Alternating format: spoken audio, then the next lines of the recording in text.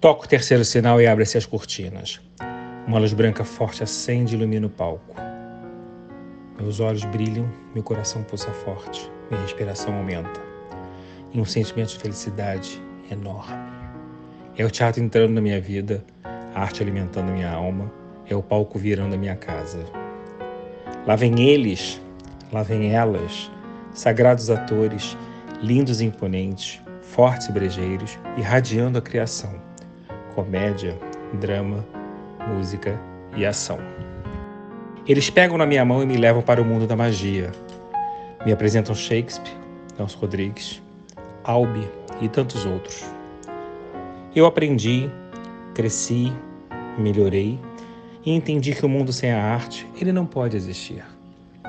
Fui estudar, pesquisar, produzir, evoluir. E hoje estou aqui apresentando o que entendi ser artista. Viva comigo essa experiência e façamos juntos um mundo melhor. A arte salva, cura, educa e resiste. Muito boa noite a todos vocês. Mais uma vez estamos aqui reunidos para um podcast Ser Artista. Todas as quartas-feiras às 20 horas. Um grande nome da cultura está aqui conversando comigo. Um grande nome e sempre grandes amigos. Faço questão de dizer isso, né? Você sabe que também, fora o videocast no YouTube, nós temos o nosso podcast em todas as plataformas digitais. Esse projeto é oriundo desse livro aqui, como eu sempre falo, pela Repercole, Ser Artista, que eu escrevi junto com o jornalista Arnaldo Bloch. Ele vira peça em janeiro e depois uma série.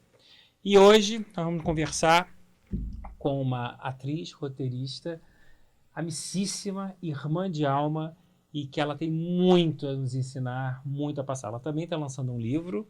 O motivo dela estar no Brasil é esse, inclusive, A Pessoa Mais Feliz do Mundo. Eu vou começar com esse assunto, né? E ela continua escrevendo maravilhas. Temos muito assunto para aprender com ela. Boa noite, Dani Valente. Boa noite, Marquinhos. Muito obrigado pela sua presença. É uma honra ter você aqui comigo. Nossa, nesse eu que projeto. Agradeço o convite. Eu já tive aqui Natália Timber, já tive Rosa Maria Murtinho. Esse começo sempre para mim é muito emocionante, porque o vídeo me deixa muito emocionado, minha trajetória, esse ambiente teatral, o barulho do teatrinho, do sinal, né? Uhum. A gente dá aquele friozinho na barriga e passa sempre um filme na minha cabeça. Toda vez que eu começo esse podcast, passa um filme na minha cabeça, né? Eu nunca pensei que esse livro fosse virar tantas obras derivadas e fosse me trazer tanta alegria, né? Nesse momento, é um momento de muita celebração na minha vida depois de 35 anos de carreira. E essa leva que eu estou trazendo do podcast são pessoas realmente que eu considero muito importantes, não só para o Brasil, mas como para a minha vida. E tenho a certeza que você faz parte delas. Ah, meu irmão, fiquei tão emocionada com essa abertura. É bonito, né? E que você está nessa fase linda. Aqui dá uma sensação de teatro mesmo, né? Muito bom. E eu sinto falta. E estou muito feliz de estar aqui. E sabe que eu gosto de você? Porque você tem uma verdade muito grande. Eu adoro quando você escreve no WhatsApp assim para mim. A Dani mora em Orlando atualmente. A gente se fala muito pelo WhatsApp, mas a gente não se vê muito mais pessoalmente. Tô adorando a sua fase. Fase linda que você está vivendo. E aí é que eu vou começar já com você. Porque eu acho generoso da sua parte você reconhecer, né, um momento de felicidade de um parceiro. Né? Tem gente que não reconhece. Não é o fato da gente ser irmão de alma, amigo, eu sou seu empresário. Nem sempre essa liga acontece, nem sempre essa sinergia acontece. E eu sempre uso uma frase que é: a arte salva, cura, educa e resiste. Né? E nós temos a espiritualidade muito forte dentro da gente. Essa sinergia vem de um conjunto de muitos anos, mas eu sinto que você é uma pessoa muito generosa, muito conectada com algo que te faz uma pessoa muito equilibrada, muito gostosa de conversar, muito pensativa antes de colocar, né? Isso é da sua natureza ou foi uma coisa que a maturidade foi te trazendo? Olha, eu sempre... Eu acho que é a maturidade, sabe? Mas eu sempre procurei ser calma, mesmo sendo estressada por dentro. Você é muito estressada por dentro? Eu já fui muito estressada. E assim, mas eu nunca transpareci isso, porque eu sempre achava assim, não importa o que eu esteja sentindo ou o problema que eu esteja passando, ninguém tem nada a ver com isso. Eu tenho que tratar todo mundo com carinho e com respeito. Então, eu não sou obrigada a Quer dizer, ninguém é obrigado a me aturar, digamos assim, né? Sim. Então, eu sempre procurei tratar todo mundo com carinho e reconhecer o valor da pessoa, sempre. Então, com o tempo, eu passei a me tratar com mais carinho, porque eu tratava as pessoas com mais carinho do que a mim mesmo. Eu acho que isso foi o tempo. E as pessoas não entendem que é quase uma autossabotagem, né? É. Você, quando não tem controle de uma inteligência emocional, você está se auto-sabotando. Exato. Que é uma coisa que eu aprendi com o Pranic Healing também. Exato. Mas vamos começar então falando dos livros. Tá bom. Eu vou contar um pouquinho a história desse livro. A Dani descobriu no Brasil que ela tinha uma doença crônica, que era fibromialgia. Descobri nos Estados Unidos. Foi nos Estados Unidos. Foi. Perdão. Ela começou a passar muito mal no Brasil. Né? E eu, depois de muito tempo, a gente vai contar toda a trajetória lá, mas quando eu descobri que ela achou o tratamento certo, que ela virou a professora que ela virou, eu estimulei para ela escrever um livro. E esse livro, para nossa felicidade, acabou de esgotar a primeira edição. Nossa! A gente mal lançou. Você morando em Orlando, veio para o Brasil, já fez lançamento em São Paulo, lançamento no Rio de Janeiro, agora vai para Portugal, tá chique, tá muito chique, vai lançar o livro em Portugal. E eu quero começar do zero com você.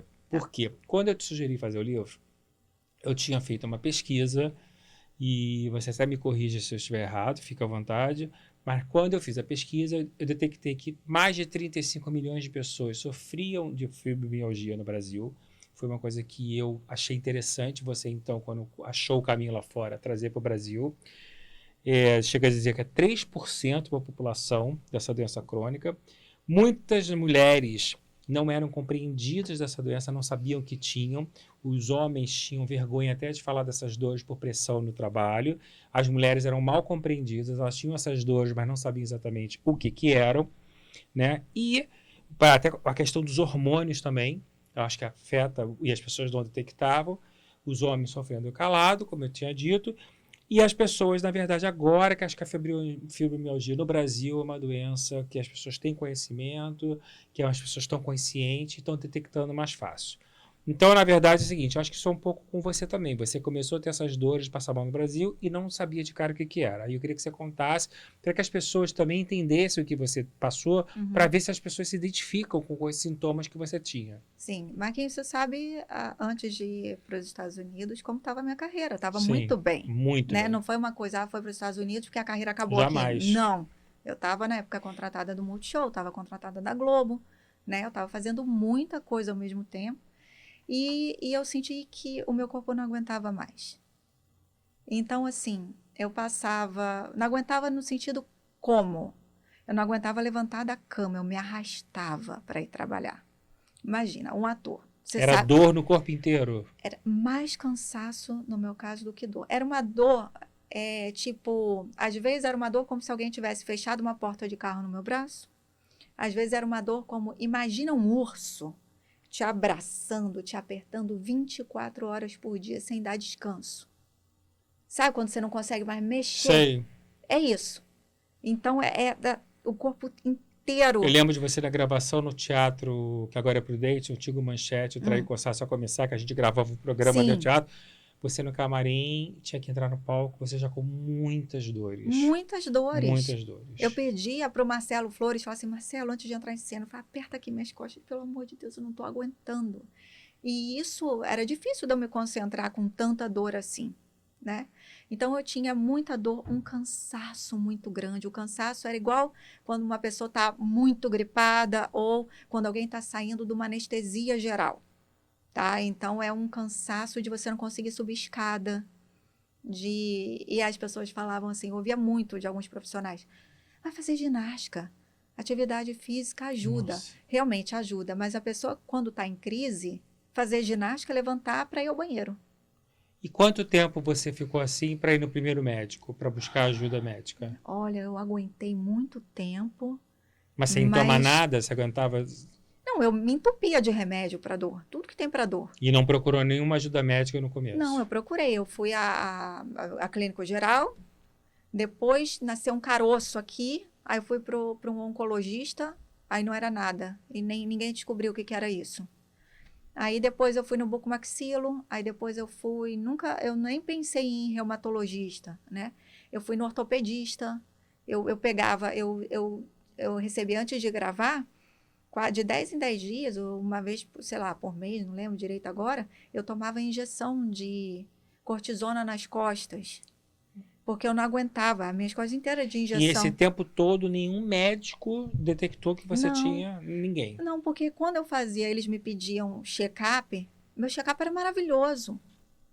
Eu não tinha problema de nada, meu sangue era lindo, eu fazia ultrassonografia, era tudo perfeito, eu era saudável, então eu escutava muito assim, isso é estresse, isso é da sua cabeça, você é que está materializando isso. Somatizando, eles adoram dizer essa palavra. Você está somatizando. Somatizando.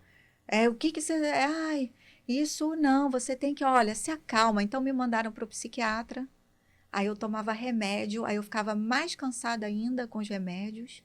Você chegou a tomar remédio ansiolítico? Tomei de tudo. Tudo. Muita tarja preta. Então eu aí eu ficava mais cansada, porque me dava muito sono. Aliviava a dor? Não. Não.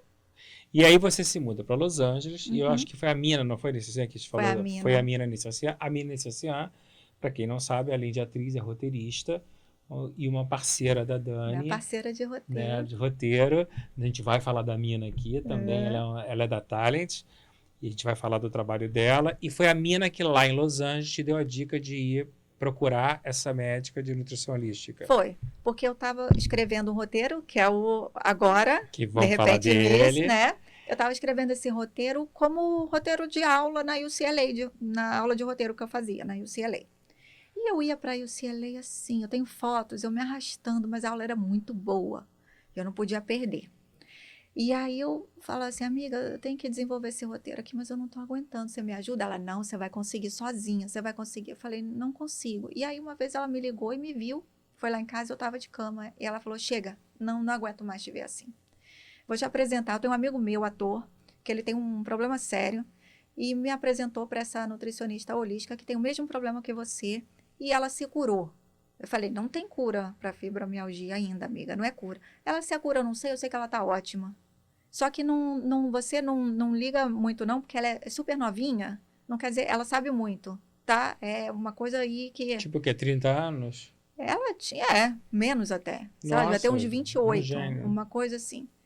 E aí, enfim, eu fui nela e realmente as coisas que ela me apresentou, o poder do alimento que eu não sabia que tinha, porque Marquinhos, para mim, nutricionista, tá? Aliás, os nutricionistas do Brasil, como tem nutricionista bom aqui, os nutricionistas deviam ser mais valorizados, tá? Porque para mim, nutricionista é médico. É muito sério. Quando eu descobri o poder do alimento, tanto para o bem quanto para o mal, eu fiquei assim, meu Deus, é um outro mundo. Porque nutricionista na minha cabeça era para perder peso e para ganhar massa. Era uma coisa totalmente voltada para a imagem, que era o meu trabalho. Eu tinha que estar bem com o meu corpo. E mesmo assim, eu quase Na não verdade, fui são os nutricionista. alimentos que inflamavam o seu organismo, os seus órgãos, o seu corpo, não sei como é que se fala tecnicamente, e os que fazem bem para aliviar a sua dor. É isso, basicamente isso? Basicamente isso, mas assim, a fibromialgia ela é multifatorial, tá? Existe uma carga genética, sim, mas a medicina genética ainda não descobriu qual é a mutação genética para isso. Por enquanto, os estudos estão focados na microbiota, que estou falando de medicina funcional, nutrição holística, tá? Que é os bichos que a gente tem no organismo, principalmente no nosso intestino, né? E que tem que ter um equilíbrio, porque a gente tem os bichos bons, os bichos que não são maus, mas também não ajudam em nada. E pode ter tem os perigosos. Tá? Quando isso sai, né? E já existe, a nossa microbiota, ela já começa a ser formada na hora do nascimento. Então, quem nasce de cesariana já tem uma microbiota diferente de quem nasce de parto normal. Quem toma leite materno já fortalece os bichinhos bons no intestino, quem não toma. Tá? Eu nasci de cesariana, eu não tomei leite materno. E faz diferença, né? Faz diferença. Então, tem a quantidade de estresse na sua vida, as situações que você passa na vida que você não tem controle, e tem as outras que você deveria ter controle, que é a alimentação, o gerenciamento do estresse, o movimento do corpo, que por ignorância a gente não faz. Ignorância mesmo, a gente desconhece. Porque 3 coisas que eu acho que deveriam ser ensinadas nas escolas. Tá? Eu acho que meditação, para o adulto crescer já sabendo, a criança já saber gerenciar o estresse. Meditação, inclusive, tem estudos científicos que né, diminuem a inflamação. Nos Estados Unidos, por acaso, existe meditação nas escolas? Algumas escolas especiais, tá? Meditação outra coisa. Ensino de educação financeira, que a gente não aprende. Fundamental. Né? E nutrição. Eu acho que as crianças comem muito mal, né? Comem muito mal. A começar pelas compras das cantinas. Exatamente. Fritura começa, até dizer chega. Exato. Já começa a aprender a comer mal dentro da escola. Muito pelo contrário. Não só não ajuda, como atrapalha. Então, acho que esses 3 ensinamentos, eu acho que seria o básico. E como é que essa nutricionista holística descobre o que você pode e o que você não pode? Através de que exame? Através de vários exames. Então, eu fiz exame de DNA, eu fiz exame de metais pesados, eu fiz exame de intolerâncias alimentares, que eu acho que o exame de intolerâncias alimentares é fundamental para quem tem problemas de doença crônica, doença autoimune. E, na verdade, se todo mundo fizesse, seria uma beleza. Tá? No Brasil, esses exames são fáceis de ser realizados? Existe exame de sangue, mas o plano não cobre. Não cobre. Então, eu adoraria que o plano de saúde cobrisse, porque ia ajudar muita gente. Por quê? Tem uma área da medicina, né, tradicional que nem leva esse exame a sério. Tá? Então, assim, intolerância alimentar, as pessoas levam alergia a sério. Entendi. Tá? Alergia, por um lado, é bom. Aquela louca, né? É bom. Porque você sabe, quando você tem alergia a uma coisa, não posso comer amendoim, porque se comer eu vou morrer. Camarão. Meu não cunhado pode comer já quase camarão. morreu com causa de camarão. Tá, alergia é uma coisa grave, mas você sabe que você não pode comer. A intolerância alimentar, não. Primeiro que a intolerância alimentar você desenvolve e essas intolerâncias elas podem mudar, tá? Mas a intolerância alimentar, ela vai inflamando o seu corpo aos pouquinhos, durante anos. Por que será que a maioria, não estou falando 100%, mas a maioria dos casos de fibromialgia, doenças autoimunes, doenças crônicas começam depois dos 35, 40 anos?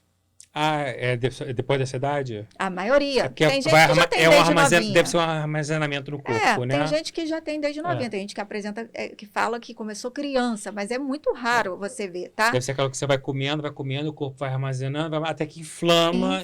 Junta com estresse, junta coerente. Com o meio ambiente onde você vive, com eletrossensibilidade. Aí junta tudo. E eu também fiz o teste de epigenética na época. Tá? Que é o do cabelo, que eu já fiz, que a gente vai falar sobre isso também. Então, epigenética já é um estudo mais... não é um estudo novo, mas as pessoas estão falando mais agora. Mas é interessante porque ali você já detecta os principais já vê alimentos, o que cortar, né? Para não... Isso, mas é uma coisa atual, de como os seus genes estão se expressando no momento, não é um teste de DNA. Essa carteirinha que a Prefeitura do Rio de Janeiro lançou agora, o que é isso exatamente? Olha, pelo que eu entendi, assim, a pessoa tem atendimento preferencial... Para fibromialgia. Para fibromialgia. É um avanço isso, não? É um avanço, mas por enquanto acho que é só no Rio, eu não sei, eu posso estar enganada, pode ter em outras cidades, mas eu acho que tem muito ainda a se trabalhar. Então, por exemplo, por ser uma doença multifatorial, tanto é que remédio nenhum dá jeito em fibromialgia. Pode aliviar os sintomas por um determinado tempo, mas não cura. Não cura e não alivia 100% a pessoa para sempre. Tá? Não fica sob controle. Então, Então, hoje, definitivamente falando, uma pessoa que sofre de fibromialgia, se ela comer as coisas certas, se ela descobrir as coisas certas que ela tem que comer, ela consegue administrar com uma doença crônica e vivendo de uma maneira relativamente normal. Sim, isso? Se ela cuidar da alimentação, ou seja, não só comer o que ela precisa, mas eliminar o que ela não pode, os estressores, fazer um gerenciamento do estresse que é necessário, porque estresse não é que cause a fibromialgia. Não é isso. O estresse para qualquer tipo de doença é um potencializador do mal. Você procurou que tipo de tratamento para aliviar o teu estresse lá fora, junto com o tratamento da fibromialgia? Meditação, acupuntura, mas pensa num tratamento holístico. Você medita holístico. todo dia? Eu medito todo dia. Quanto tempo?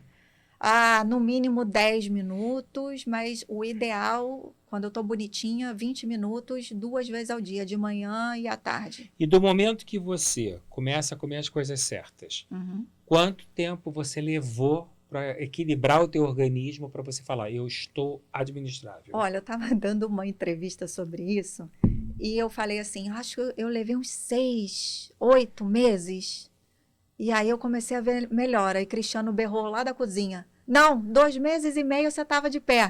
Cristiano é o Cristiano Cochrane, marido de Dani Valente, ator maravilhoso, meu querido amigo também. 2 meses e meio. Foi o que ele falou, porque para mim era uma eternidade, entendeu? Mas assim, não foi que, nunca mais tive nada. Não, um dia eu acordei. Tanto que eu mandei essa crônica, ela não é uma cura, né? Não é uma cura. Não é Um uma dia eu cura. acordei, juro, esse dia, por isso é o nome desse livro. Nesse dia eu acordei sem dor e com energia. Não acordei cansada. Porque quem tem fibromialgia acorda cansado. E muita gente acorda cansado hoje em dia e não sabe que... E não sabe que tem, né? Não, às vezes nem é fibromialgia, às vezes basta a pessoa estar com um certo desequilíbrio e tá, enfim, ela começa a perder energia, tá? Come errado, não gerencia o estresse, né? Não se cuida. Então a pessoa vai perdendo energia mesmo. Não coloca nutriente para dentro, fica comendo um monte de caloria verdura, vazia, legume, exatamente. né? Então esse dia eu acordei sem dor, Marquinhos. Eu acordei e assim, tipo, normal. Não acordei assim, mais um dia nesse planeta. Acordei bem. E esse foi o dia que E você é a pessoa mais feliz do mundo. Eu me senti a pessoa mais feliz do mundo. Eu amo esse título. Porque, Marquinhos, foi ali... A gente já trabalha a espiritualidade um certo Sim. tempo. Mas nesse dia eu tive a certeza absoluta de que eu não precisava de nada. Mas nada mesmo para ser feliz. Muito legal. Nada. E você se apaixonou tanto pela coisa que você virou uma nutricionista holística lá, né? Você foi estudar, você foi trabalhar nos consultórios mais requisitados em Beverly Hills. Foi. Chiquérrimo atendimento. No lugar mais chique de Beverly Mais Hills. chique. Você começou a fazer o teste de epigenética. E, inclusive, você faz isso, né? Faço. Atendimento particular, né? De consultoria, Faço. de atendimento nutricionalística mais epigenética, né? Você faz isso direto. Você está fazendo isso em Orlando atualmente? Em Orlando, e atendo todo o território americano, porque nos Estados Unidos eu consigo mandar o kit para a pessoa, na casa da pessoa, ela coloca, vem todas as instruções, ela coloca no correio. Para o cabelo, isso? Para o cabelo, para a própria pessoa não sabia, tirar o que cabelo interessante. e manda para o laboratório e a gente recebe o resultado. Ou eu posso fazer pessoalmente, que eu tenho a máquina também. Então, assim, esse teste me ajudou muito. Eu nunca imaginei que fosse trabalhar com isso. Eu amei fazer. Você gostou? Amei. Na verdade, eu nem, assim... Não foi que eu me apaixonei pelo assunto. Eu me apaixonei, sim, por um mundo novo que eu não conhecia. Que eu falei, meu Deus, o universo é maravilhoso. Você Mas até fala foi uma para me frase salvar. referente a isso, você fala uma coisa que eu adorei. A fibromialgia te ensinou, deixou de ser escolhida na vida para escolher, não é isso? Você não fala isso? A fibromialgia me ensinou. Eu deixei de ser escolhida para escolher na vida. Muito interessante você falar isso. Mas quando eu falo de escolha, é escolha mesmo. Cada coisa, cada detalhe. Inclusive, eu escolho estar hoje aqui com você. Eu escolhi o sentimento. Eu escolhi o sentimento de manhã, que eu queria sentir. E eu estou sentindo agora aqui com você. Tá bom? Tá ótimo. Eu escolhi alegria. Que delícia. Muito bom. Dani, vamos falar agora um pouquinho especificamente do livro. Uma pessoa que está em casa, está assistindo a nossa entrevista, ela sofre de fibromialgia, e o que você acha que ela vai encontrar no teu livro que vai poder ajudá-la a ter uma vida mais saudável? Marquinhos, ela vai encontrar Eu estou cortando o caminho para ela, tá? Tá. Porque são vários anos que eu sofri e mais alguns anos de estudo. Então, para chegar a esse livro, não foi que eu comecei ontem. Então, assim, quando eu estava de cama, não tinha ninguém falando sobre esse assunto. E quando falavam, eram pessoas que eu não me identificava, assim, eu já fiz isso e não deu certo. Então, ali eu vou falar da minha experiência, então a pessoa já não vai se sentir sozinha, porque eu me sentia muito sozinha nessa jornada. Me sentia, eu achava que todo mundo estava maravilhoso, só eu que estava cagada. Então, que é uma coisa muito importante a gente falar, porque às vezes as pessoas acham, quando passam momentos parecidos, que é uma coisa delas, mas é um sentimento de todos nós. Quando a gente fica muito frágil fisicamente, bate uma solidão interna muito grande, né? E a gente se compara. E é bom, todo mundo tem esse sentimento. É uma coisa que do ser humano. Então, né? Primeiro, eu não quero que elas se sintam sozinhas. Ótimo você falar isso. Tá? Depois que eu mostro quais são os alimentos que você deve evitar, por exemplo, de maneira geral, sem fazer o teste de epigenética nem nada. Então, eu coloquei uma margem segura, tá? Tem gente que fala assim, você esqueceu esse alimento, esse outro alimento.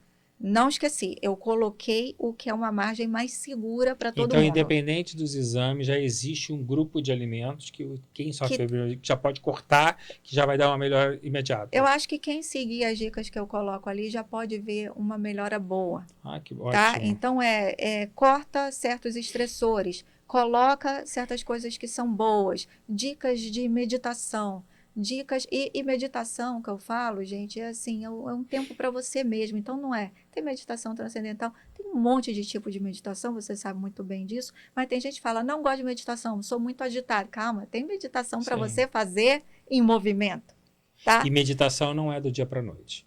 Não Os é. primeiros dias você realmente não consegue se desligar. Eu passei por esse processo. Os primeiros dias eu não conseguia não pensar. Aí é que tá. Aí é um exercício, Aí é é uma que tá. prática. Aí você vai, ficou orgânico depois. Quando você não tem essa de não pensar, Marquinhos, é impossível. O nosso cérebro foi feito para pensar, o trabalho dele.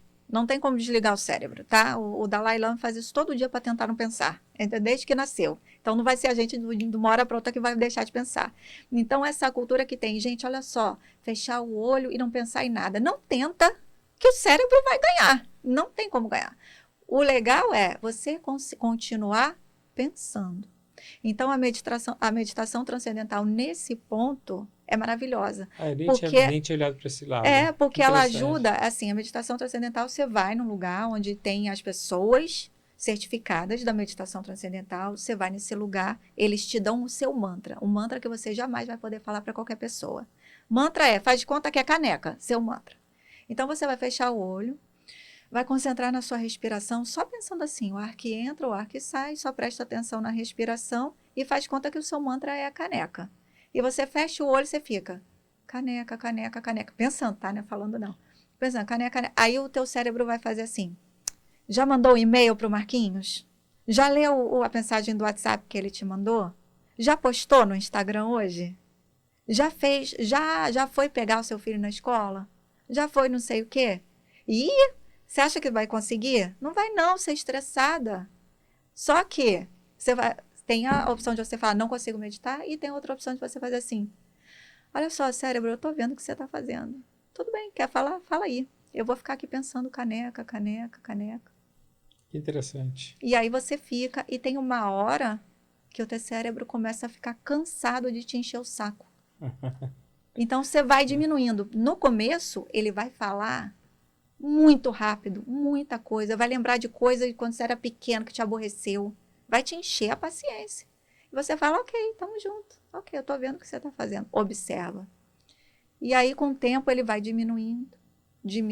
Vai desacelerando, desacelerando. Né? Isso pode ser, não precisa ser no primeiro dia, no segundo dia, nem na primeira semana, nem na segunda.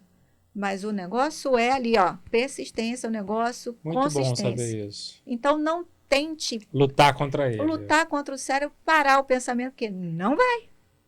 Às vezes eu acho que eu luto contra o cérebro, sim. Não precisa, só observa. Quando é assim, observa, porque observando você deixa de se identificar com aquilo e aí o teu corpo começa a relaxar. Muito bom. E tem várias outras técnicas. Eu falo disso. Tem gente que é mais pro lado religioso. Tá? E tem gente que não aceita a meditação, acha que é alguma coisa que não combina com ela. Tudo bem, então vai ler um salmo. E posso falar isso pelo seguinte, eu tenho aqui a palavra fé que eu coloco como o meu amuleto da sorte, porque eu tenho muita fé. Você no teu processo doloroso, até você estar plena como você está hoje, você teve muita fé ou você chegou a perder a fé em algum momento?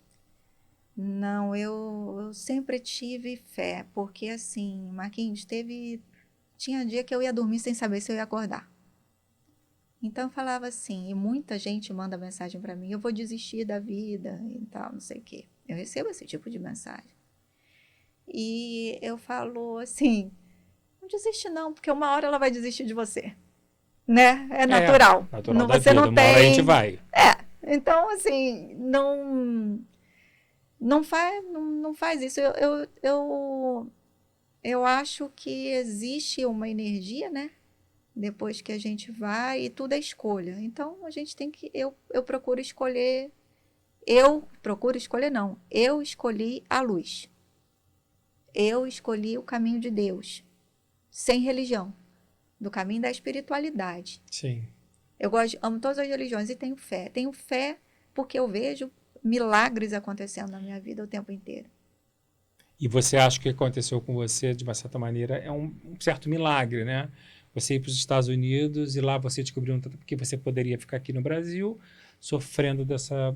Poderia descobrir de outra de maneira, outra ou mais maneira, você tarde. poderia ter sido muito mais sofrido. Exato, Né? nada é por acaso. Nada é por acaso. E a sua mudança, na verdade, te levou não só para a descoberta do tratamento, como te transformou numa outra profissional também, que você leva agora a vida paralela. Isso. O projeto do livro, você tem as palestras, você tem um curso online, você tem um atendimento de nutrição holística e depois, se Deus quiser, obras derivadas. Sim. Você pretende até escrever outros livros avaliando a continuidade dessa evolução? Já tenho. Já até tem falei com a outro? Renata. Eu falei assim... Vamos falar da Renata? É. A Renata Sturmi, por coincidência divina da vida, foi ela que me descobriu como autor no livro Ser Artista. Ela foi ter uma reunião comigo no escritório e ela falou, por que você não faz um livro da sua carreira? E eu fiz, está aqui. Renata é maravilhosa. Maravilhosa. E ela abriu a editora dela, que é a Maquinaria, e eu peguei e levei a Dani para ela. E hoje nós somos uma família, né? 2 livros muito felizes e 2 projetos muito interessantes. Como é bom trabalhar com ela, não é? Nossa, ela sabe tudo. Que processo maravilhoso. Ela sabe tudo. O que importa é o processo, sensível, né? Profissional, entende do ramo, sabe? Eu lembro que eu falando da minha capa com ela, eu falei, Renata, como é que vai ser a minha foto na capa do livro? Ela, você não vai ter foto na capa do livro. Você não está fazendo uma biografia, é um livro conceitual. Eu falei, tá bom. Ela sabe tudo. Ela sabe tudo. Agora, não é fácil fazer um livro. As pessoas acham que eu demorei 8 meses com o Arnaldo, foram 150 horas de hora gravada. E eu lembro que no meio do processo do livro, você um dia me ligou e falou assim, eu não vou aguentar. Eu vou desistir. É muita pesquisa, é muito tudo isso. E foi uma outra superação, porque você realmente escreveu tudo. Quero dizer o seguinte com isso. Eu acho que o livro, e eu estimulo tanto as pessoas a escreverem um livro, porque além de embasar, eu acho que te engrandece como ser humano. Sim. E te fortalece como profissional. Você não acha que o livro te deu um embasamento daquilo, de tudo que você pesquisou e estudou? Com certeza. Porque assim, uma coisa, eu já estudava isso mesmo, mas você organizar os seus estudos, ainda por cima, desenvolver uma narrativa, onde você conta, a gente tem, porque eu não me considero que eu tenho idade para escrever uma biografia, uma autobiografia. Sim. Mas eu tive que contar trechos da minha vida. Que nem eu, no meu livro, que não é biografia, mas a gente tem que dar referências. Para ajudar as pessoas, para se identificarem. E claro, dar embasamento, tudo que envolve estudo, né, Marquinhos? Sim. A gente estuda para fazer um livro. Não é assim, Quanto tempo de estudo para virar uma nutricionista holística? Olha, não é muito. Não? Não é muito, porque assim, o curso que eu fiz, eu levei quase 2 anos. Tá? Porque a nutrição... razoável. Não, mas... Porque assim, a nutrição mesmo, precisa fazer faculdade, tá? Nutrição holística ainda não tem uma faculdade de nutrição holística. É um curso. É um curso. E por ser um curso, pode ser um curso mequetrefe, que você faz de horas e ganha um certificado, tá? De nutrição holística. Ou pode ser um curso todo acreditado, que é aceito em vários países ou no mundo inteiro. Foi o que você fez. Que foi o que eu fiz. Aonde foi exatamente? AFPA. AFPA. Tá? Que é um curso, você pode fazer online. E assim, eu levei quase 2 anos fazendo, até porque na época eu ainda estava escrevendo a série para Amazon, então imagina. E no Brasil tem, Dani, alguma coisa parecida assim? Eu não conheço. Mas se eu souber, se alguém quiser me indicar, eu tenho o maior prazer em ver, porque as pessoas me perguntam. Muito, e eu gosto de indicar. Eu gosto de indicar profissionais, mas eu só indico o que eu realmente acredito e quando eu checo que a coisa é de verdade, entendeu? E eu sei que no teu Instagram, fora essas coisas que a gente falou de palestra, atendimento que você faz, as pessoas mandam milhares de perguntas. Muitas, né? eu não dou conta de tudo. E você não dá conta porque é muito volume. As pessoas que moram no Brasil, não nos Estados Unidos, elas estão conseguindo, dentro da tua experiência, dentro do que você passou, aplicar nelas algumas coisas, estão te apresentando algum tipo de resultado positivo, ou ainda é muito cedo, só depois de um tratamento realmente realizado? Não, olha só, eu formei um pequeno grupo de mentoria Ah, que bom. para umas meninas do Brasil. Tá? Inclusive, uma delas me deu um depoimento lindo, que está até no meu Instagram. Formei esse grupo pequenininho porque eu queria dar atenção para todas elas. Eu não abri uma turma grande. E a gente viu bons resultados. Ótimo. Hoje, essas meninas, elas têm as ferramentas para saírem de uma crise. Elas sabem, porque quando a pessoa tem fibromialgia e está em crise, ela não sabe o que ela fez. Né? Não sabe. Então, hoje em dia, se elas entram numa crise, elas até me falam, eu comi isso e agora eu tô de cama. Ou então, eu me estressei com isso e aí me deu a fadiga. Elas já sabem. Eu falei assim, pronto, isso aconteceu. E agora? O que você vai fazer para sair dessa? Vou fazer isso, isso, isso, isso. Aí fala, Dani, 2 dias depois, eu fiz e deu certo. Nossa, muito legal. Nem sabia que você já estava nesse estágio todo. Eu vou agora, Muito eu vou ter novidades no segundo semestre. Maravilha. Bom, gente, a Dani tem assunto. Muito. Porque ela tem a carreira de atriz, ela tem a carreira de roteirista, ela tem a carreira da nutricionista holística, ela está lançando livro e a gente vai falar de tudo. Agora eu vou migrar para a carreira da atriz primeiro, depois eu vou migrar depois para a carreira da roteirista. E eu vou começar, obviamente, com a Efigênia. Não poderia ser diferente, porque acho que a Efigênia vai ser eternamente a sua madrinha da carreira, né? A de atriz. Todo mundo lembra da Efigênia, todo mundo adora essa personagem. Mas o que eu acho legal da gente falar da Efigênia não é o sucesso que você fez só no Zorra Total, né? A relação com o Maurício Sherman, que é um ícone, que eu sempre gosto de falar nele, porque eu acho que ele abriu porta para tanta gente, né? Eu acho que a Efigênia é um exemplo daquela coisa de você não deve ficar em casa esperando o convite. Porque você que criou a Efigênia, né? Você fazia publicidade, inclusive, você já tinha uma base de criatividade e você começou a escrever. Chamaram lá para a oficina de roteiro da Globo. E eu adoro isso como exemplo de carreira para as pessoas. Porque as pessoas têm a tendência de fazer faculdade, fazer a CAU, a escola, tira o DRT, procura um agente e não apresenta nada para a gente, a não ser a carreira. Eu acho muito importante abrir, que meu próximo livro, inclusive, é o Artista 360. Apresentar um argumento, apresentar uma personagem que tem, apresentar uma história, que é o que você fez com a sua vida, inclusive. Você sempre teve essa cabeça, ou a Efigênia foi um acidente de percurso total na sua vida? Sinceramente falando. Sempre tive. Eu sempre escrevi, tá? Não tinha técnica nenhuma.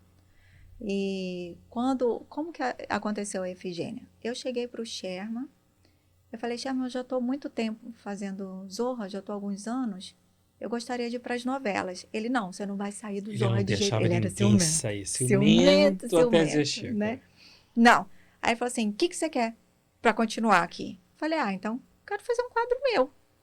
Aí ele, tá bom, amanhã passa lá na minha sala e leva a ideia. Aí eu falei, sim. Tá, eu tenho algumas ideias, e aí se você puder chamar os roteiristas, a gente discute e desenvolver. Ele, não, você leva escrito. Aí eu falei, não, Sherman, eu falo e tem os roteiristas. Não, você me traz a sua ideia escrita amanhã. Você nunca tinha escrito, então, na verdade? Pra TV, não. Só que eu já estava muito tempo no Zorra.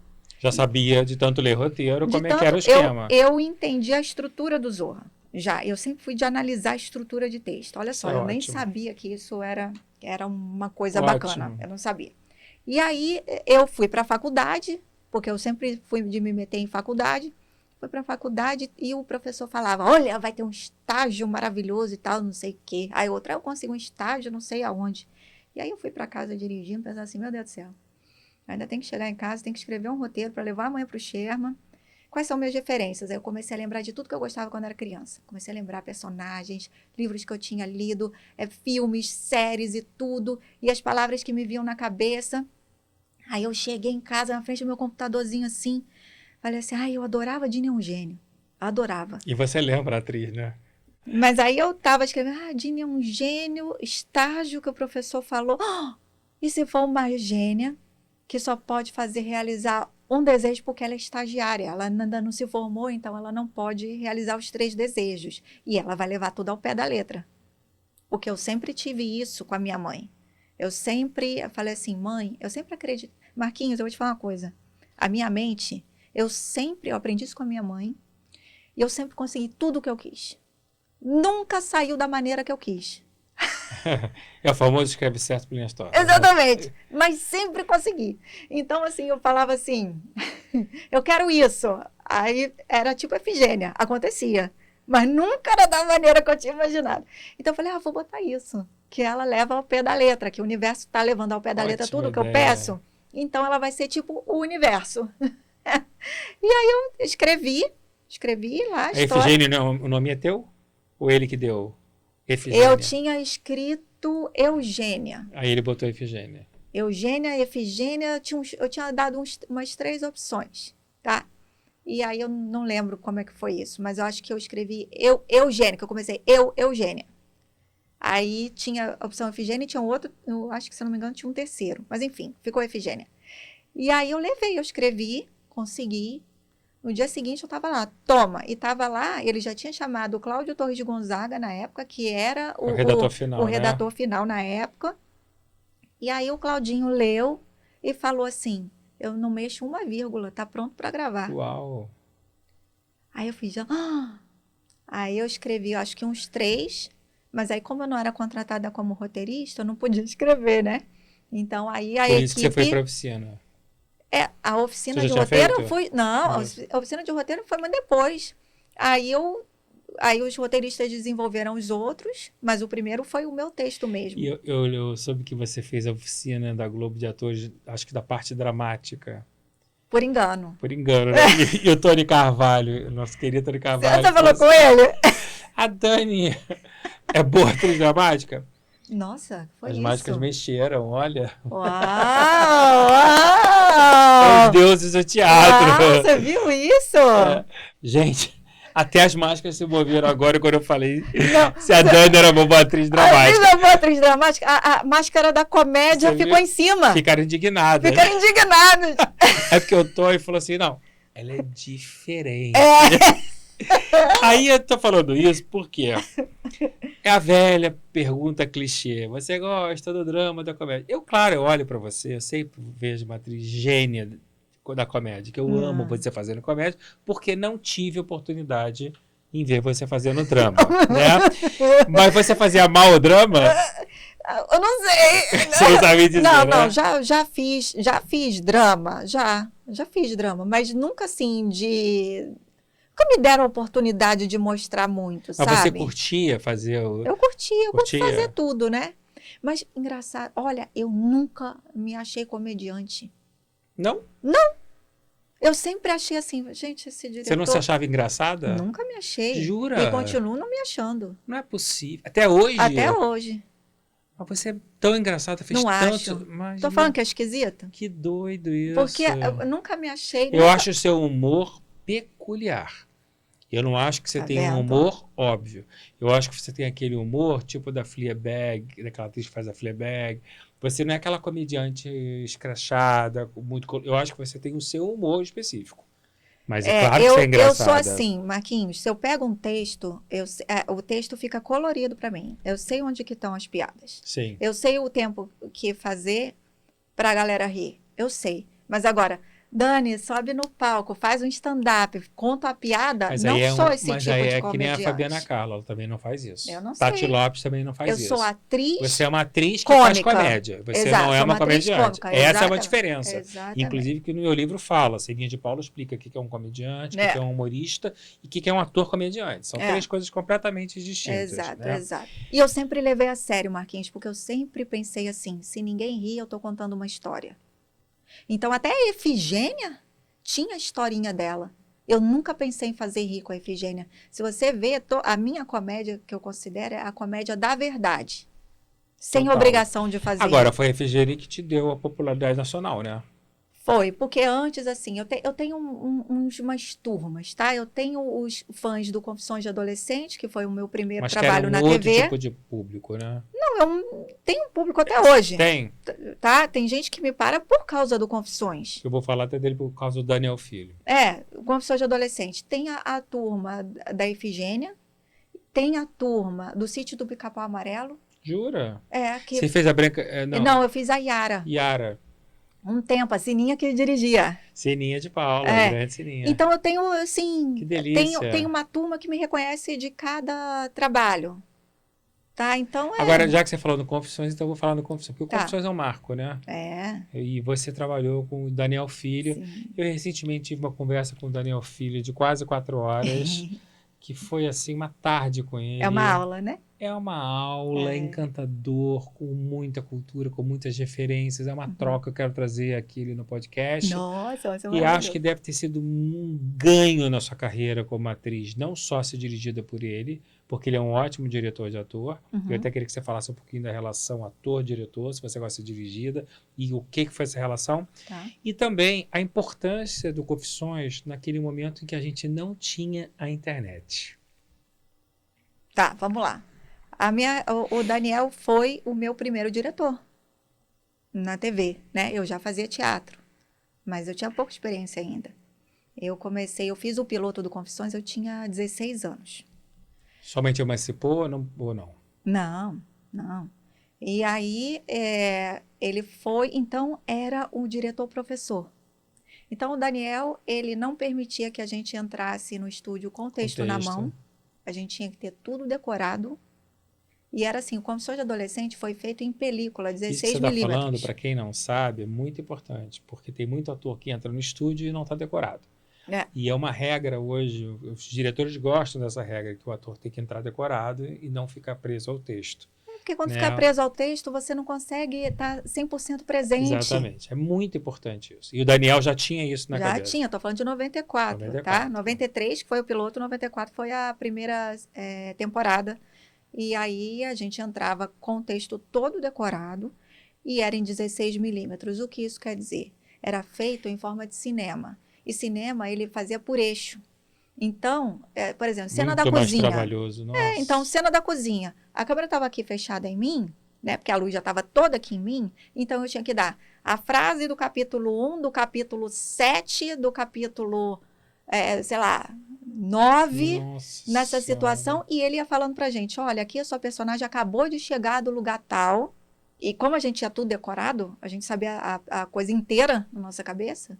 Olha, você tá vindo, então aqui você tem que estar chorando. Aqui você tá nesse estado de emoção.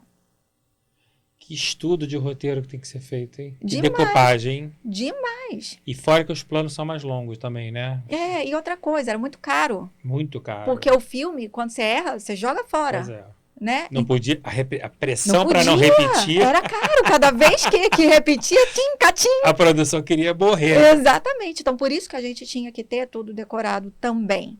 Tá? Então, o Daniel era nosso paizão, assim, sabe? Ele cuidava. Os ensaios nossos, olha o que ele fez. O Daniel é muito gênio. Ele, pra gente se entrosar, no primeiro dia... Relembra só quem fez o Confissões na TV. Você, Eu, Maria Mariana, que era né? autora, Que era a autora. a ideia dela. A ideia né? dela. Foi no piloto, era a Patrícia Perrone, mas depois quem entrou foi a Georgiana Góes. Que a Patrícia E Perrone, você Débora fazia Seco. a peça, né? Exato. Com a Ingrid Guimarães. E a Exato. Patrícia Perrone hoje é advogada. Ela abandonou a carreira. Abandonou a carreira de atriz. Então, na televisão, era a Diana, que era a Maria Mariana, Bárbara, que era a Georgiana Góes, eu, Natália, e a Carol, que fazia era a Débora Seco. E o sucesso foi tão grande quanto no teatro. Estourou da mesma maneira. Estourou. Mas assim, não é que nem estourar hoje, né, Marquinhos? Sim, era outros tempos. Outros Quando tempos. não tinha redes sociais. E não era Globo. Sim. Era a TV Cultura. Não Então, era outro tipo não é também. o Ibope que a Globo tinha, que era avassalador na época. Exatamente. Então, assim, eu lembro que eu estava conhecida quando eu cheguei em São Paulo. Em São Paulo, Sim. fiquei mais conhecida. Vocês filmaram lá fora, não teve isso? Teve uma coprodução na segunda temporada, só que a Débora e a Georgiana já estavam na Globo, tinham me convidado para ir para a Globo, para a Malhação, mas eu não aceitei na época, porque eu tinha já comprometido com Daniel Filho. E aí vendeu para a França, então eu e Maria Mariana fizemos 15 episódios na França, tendo que fazer a série toda em francês. E depois a gente chegou no Rio e a gente teve que se dublar em português. E você já falava francês? Não falava francês, eu tive 3 meses para falar. Não sabia disso. Foi. Eu Você falo fez até a hoje. série francês toda sem saber falar? Não, eu já cheguei lá Mas falando. aprendeu em 3 Em 3 meses. meses. É muito pouco tempo.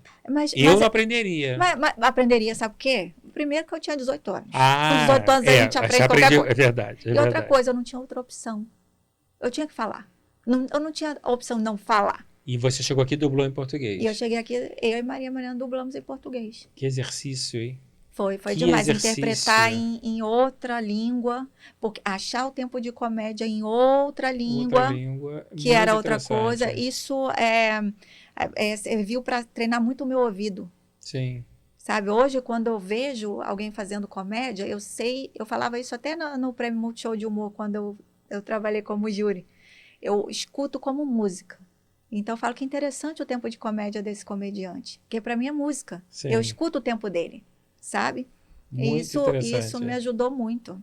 Agora, eu te conheci, você estava no teatro. Quando eu te conheci, você estava fazendo teatro. Tava? Acho que com a Laura Cardoso e a Fabi Peça, né? Sim, Laura Cardoso. E eu sei que você tem muita admiração pelos grandes atores. Mas tem uma coisa que eu adoro, que você fala que você adora, o cheiro do teatro. Adoro. O que significa gostar do cheiro do teatro? Ai, porque não é metafórico, não. Eu gosto mesmo do cheiro do teatro. Eu gosto de cheiro dos bastidores. Parece que é o único cheiro em qualquer teatro. Você gosta da coxia? Eu gosto da coxia. Você gosta da convivência do dia a dia com a equipe? Eu gosto. Eu gosto de chegar cedo. Eu sempre cheguei 2 horas antes. Eu também era só assim, quando eu produzia, 3 horas antes. Porque era como entrar num templo. E as pessoas não entendem muito isso. Não. Marília chegava 4 horas antes, Bibi, Natália. É importante, porque tem uma concentração, que a gente tem sai um trabalho do mundo. energético. Isso, a gente sai do mundo, Exatamente. do estresse do dia a dia e vai e faz a maquiagem com calma. E esse personagem vai chegando. E você fala com todo mundo. Eu que sempre brinquei com a equipe, com todo mundo. Eu quero saber da vida de todo mundo. Como é que tá hoje? Não sei o quê. Eu sempre fui assim. Então, eu gosto de chegar e ver as coisinhas, olhar se os meus objetos de cena estão nos lugares certinhos. Sempre passei. Então, o amor pelo palco parecia que eu estava indo para uma igreja. E quando você fez o 100 Dicas para Arrumar Namorado, que eu adoro, você escreveu a peça com Cacau e Gino, nosso querido Cacau, você fez o livro também, na época. Tem muita... Não era um monólogo, mas é quase um monólogo. O Cristiano fazia participações. Tem atrizes que têm pânico de fazer monólogo. Fabiana é uma que não gosta. Tem medo. Se Fabiana, pelo amor de Deus. Pelo amor de Deus. Sabe tudo, mas não gosta. Mas tem muita gente que não gosta. Para você, tanto faz, né? Tanto faz. Ou monólogo, ou tá em grupo. Tanto faz. E eu gosto de grupo, né? Eu gosto de grupo. Você gosta? Eu sou aquariana, eu gosto de gente. Essa paixão pelo teatro é maior que a TV, me parece, ou eu tô enganado? Olha que louco. Eu sempre amei fazer televisão. E sempre gostei muito de fazer cinema também. Mas agora, muitos anos sem fazer, as minhas células sentem falta do teatro. Olha. As células, assim, que eu falo. Às vezes eu chego a sonhar.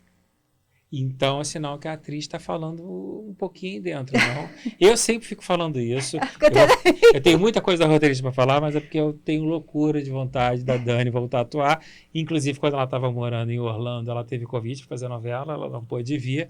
Agora, a vida abriu com muitas frentes. Mas você não tem tido saudade, não? Se tivesse um convite bacana, você acha que você viria? Se fosse uma coisa apaixonante, assim...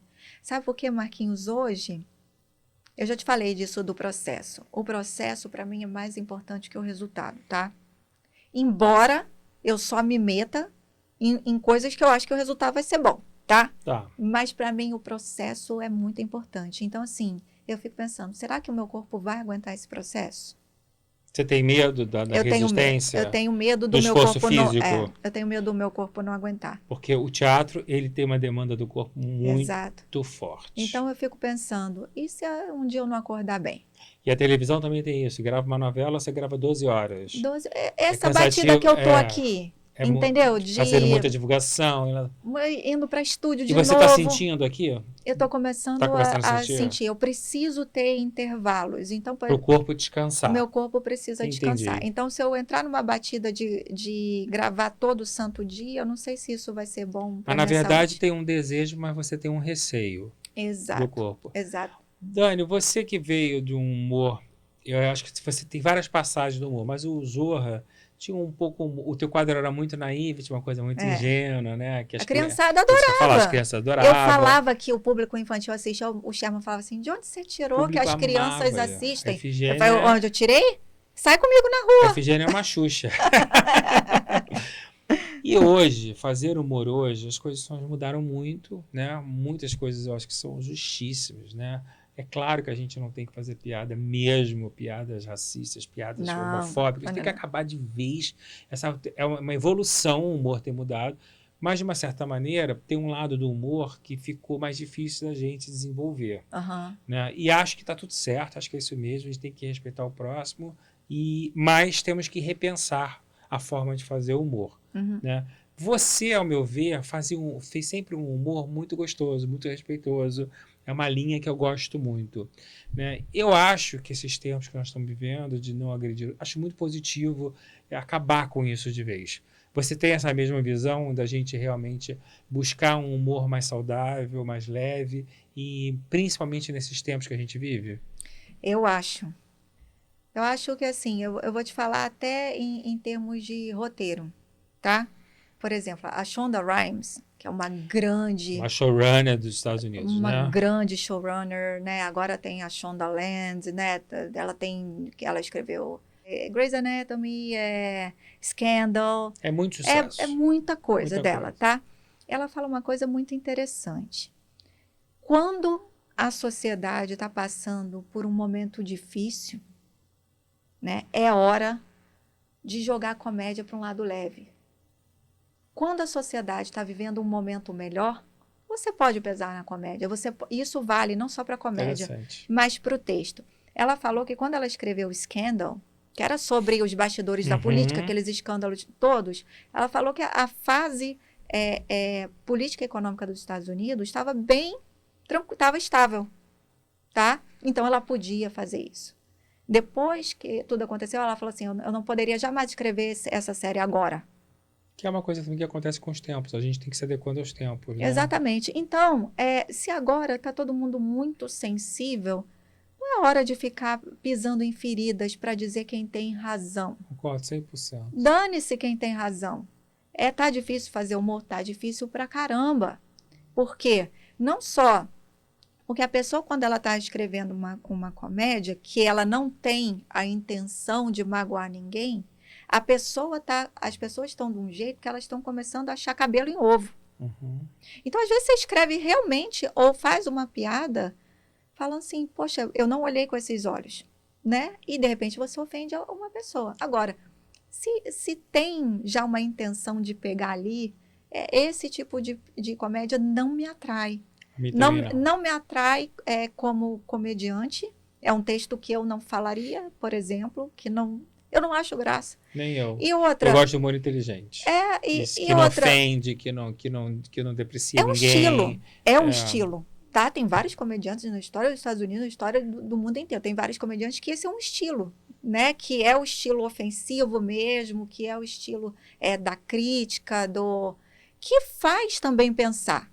Né? Não é à toa que está todo mundo discutindo isso agora. Está fazendo pensar. Sim. O tom ofensivo não precisa. Não precisa, não carece. Não Ele tem que fazer a sociedade graça. pensar, mas sem ofender. Não, e outra, assim... Até para isso você tem que ser muito competente. Fez rir. Mas geralmente você não faz rir. É difícil fazer rir, né? De uma maneira geral, é difícil. É difícil fazer rir. Então, acontece o seguinte, às vezes a pessoa faz porque eu acho que a gente está numa fase de muita agressividade. Então, tenta fazer uma comédia mais leve, porque o humor serve para isso. É que nem eu discuti na semana passada com a Rosa Maria Murtinho, o ator que está em cena fazendo comédia e que ele quer roubar a cena. É tão desrespeitoso com o colega, né?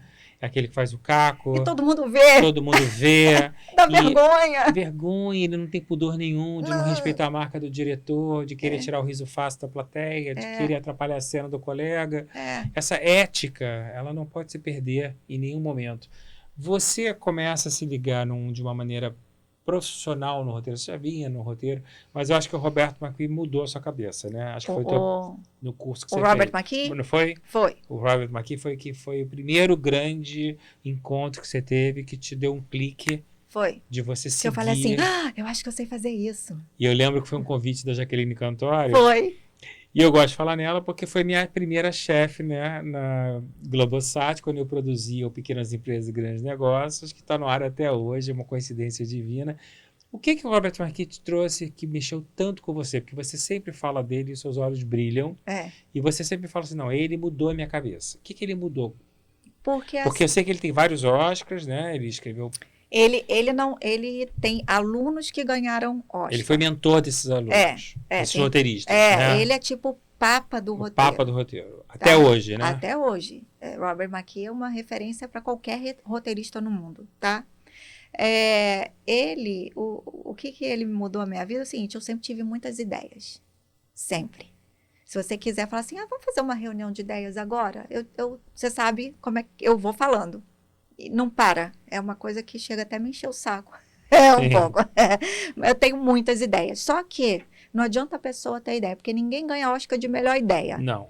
Tá? A pessoa ganha Oscar de melhor roteiro, por quê? Porque é um trabalho desgraçado escrever roteiro. Tem que ter uma estrutura, você tem que saber de onde veio, para onde vai, você tem que entender todas as camadas, você tem que passar isso. É um craft, né? É um trabalho, montar esse quebra-cabeça, né? Então, quando eu fui fazer aula com ele, eu pensava assim, nossa, existe uma técnica para botar as minhas ideias. Aí eu falei, eu sabia que tinha isso, mas ninguém nunca tinha falado dessa forma. Falei, então é isso. Era essa peça que estava faltando para mim. Era esse tipo de estudo que estava me faltando. Ele ensina a estrutura. Ele ensina a estrutura, a parte técnica do roteiro. Que não é todo mundo que sabe fazer. Exato. Tem vários tipos de roteiro. Tem roteirista que entra para fazer diálogo, tem para abrir cena, tem o que cria, tem o que bota piada. As pessoas não entendem, às vezes, uma sala de roteiro, ter 6 roteiristas, né? Tem gente que fala, nossa, tem muita gente, mas cada um tem um estilo. Não, e tem o seu ponto forte. Então, por exemplo, quando eu estou escrevendo com a Mina Nercessian, ela fica assim, doida, vamos abrir cena. Abrir cena e já partir para botar o diálogo e tudo. Eu falo, não. Eu sou aquela que segura. Não, porque a estrutura ainda não está 100%. Você escaleta tudo primeiro? Tudo. Eu faço o arco de tudo. O arco da série, quando é série, tá? Sim. Vou falar em termos de série. Então, eu faço o arco da série. Então, eu já penso em 3 temporadas. Então, aí tem o arco de toda a história. Como primeiro, segundo e terceiro. Eu encaro como se fosse o blocão de 3 atos. Bíblia completa mesmo. Isso. Aí, depois, eu penso no arco de cada temporada, tá? Separado. Depois eu penso no arco dos personagens, dos protagonistas na série inteira, em cada temporada, em cada episódio, Aí vai fazendo assim. E o Robert McKee ensinou isso para você? O Robert McKee, os vários cursos que eu fiz dele era mais voltado para cinema. Hoje, os roteiristas de Los Angeles, eles fazem como com ele? Apresentam para ele o roteiro? Ele é como se fosse um doctor dos roteiros? Eu, sinceramente, isso eu não sei se ele trabalha como doctor, não sei. Como script doctor. Eu não sei se ele faz esse trabalho, mas eu sei que há anos ele dá cursos de roteiro no mundo inteiro. Ele viaja o mundo inteiro. Porque depois que você adquire também essas técnicas todas, você passa a organizar uma boa ideia, você passa a saber botar no papel. Porque muitas vezes as pessoas têm a ideia, mas não sabem botar no papel. Exato. Esse é um grande problema. É a coisa que eu mais escuto. Dani, eu tenho uma ideia, você coloca no papel para mim? Eu falei, não. Agora, você tem uma peculiaridade que eu gosto muito, que é a questão do bom português. Né? Muita gente não tem o bom português. Muita gente, às vezes, sabe escrever, mas não é bom de pontuação. Né? E isso, às vezes, compromete. O teu bom português é uma coisa que já vinha de faculdade, de estudo do passado, né? Você já trouxe isso na escola? É porque eu leio muito. Você lê muito, né? E assim, é claro que eu cometo erros. De vez em quando eu fico assim, ai meu Deus, será que é isso mesmo? Às vezes passa um errinho, mas eu falo assim, gente... Mas ajuda, né, Dani? O domínio da língua ajuda muito. Não, é fundamental, mas E quando você chegou lá em Los Angeles, que você resolveu estudar, né? Você fez um curso profissional. Na UCLA, não foi? Fiz na UCLA. Fiz alguns cursos. Alguns cursos. O meu primeiro curso de roteiro foi de longa, e quem foi meu primeiro professor na UCLA foi o Peter Bassottini, que escreveu os 4 High School Musical. Isso é impressionante. Um amor, ele. Você tem um professor com 4, que tem esse know-how todo, que escreveu os 4 High School Musical, e você, nessa época, já estava desenhando De Repente Miss, não estava? Não, foi assim, ele falou assim, vocês vão ter que desenvolver uma ideia e tal. Eu tive ideia na hora. E ali nasceu? Ali. Para quem não sabe, De Repente Miss é o filme que nós vamos lançar no mês de setembro desse Setembro, se eu não me ano, engano. Final de setembro. protagonizado pela nossa amada amiga Fabiana Carla, e foi um filme onde a Dani Valente escreveu para a Fabiana. Nós filmamos no meio de uma pandemia, num resort, acho que foi em Fortaleza, se eu não me engano, nem me lembro a cidade, no Nordeste. Foi em Fortaleza. Não foi uma operação fácil, filmar na pandemia. Foi no Beach Park. No Beach Park. É um filme que está lindo e a gente fica muito honrado de ter a Fabiana Carla estrelando um filme teu, Sim, né? E é um sim. filme que você escreveu sozinha, né? Foi. Esse não teve ninguém com você. Você tem uma característica que eu acho muito interessante, porque eu vou falar da tua parceria com a Mina, mas não é todo mundo que trabalha tão sozinho assim. Você é aquela que eu acho que se escreve muito sozinha mesmo, você é muito autossuficiente. Tanto que na série da Amazon, Desjuntados, que foi a primeira série que vocês fizeram lá, era você e a Mina, vocês não tiveram equipe de colaboradores, né? Você sabe que isso é uma característica muito rara. Normalmente as pessoas, até para escrever filme, as pessoas têm no mínimo 1, 2 colaboradores, de uma maneira geral, né? E você acha que isso é uma coisa legal, que você gosta de com você mesmo? Ou foi uma técnica que você aprendeu que te facilitou? Foi uma coisa que naturalmente surgiu? Às vezes eu acho que vai mais rápido quando tem menos gente. Entendeu? Mas você é aquela que senta e vai escrevendo. Faz a escaleta, depois faz o diálogo, depois não fica dependendo de um olhar de fora para... Não, a gente acaba tendo um olhar de fora, porque todo produto que a gente apresenta tem muita gente envolvida, então tem muitos notes. Da plataforma. Exatamente, então não tem como... Mas você não submete alguém artisticamente antes para apresentar. Não. É você ou você e a Mina. Eu prefiro trabalhar com a Mina do que sozinha, porque a gente se diverte muito escrevendo. E Glória Pérez é assim. Eu já vi a Glória Pérez escrevendo novela, é uma coisa impressionante, porque ela não faz escaleta, ela pega uma folha e vai direto, sem colaborador. Isso é um talento absurdo. Absurdo. Eu sou mais assim, eu preciso da estrutura. Então, por quê?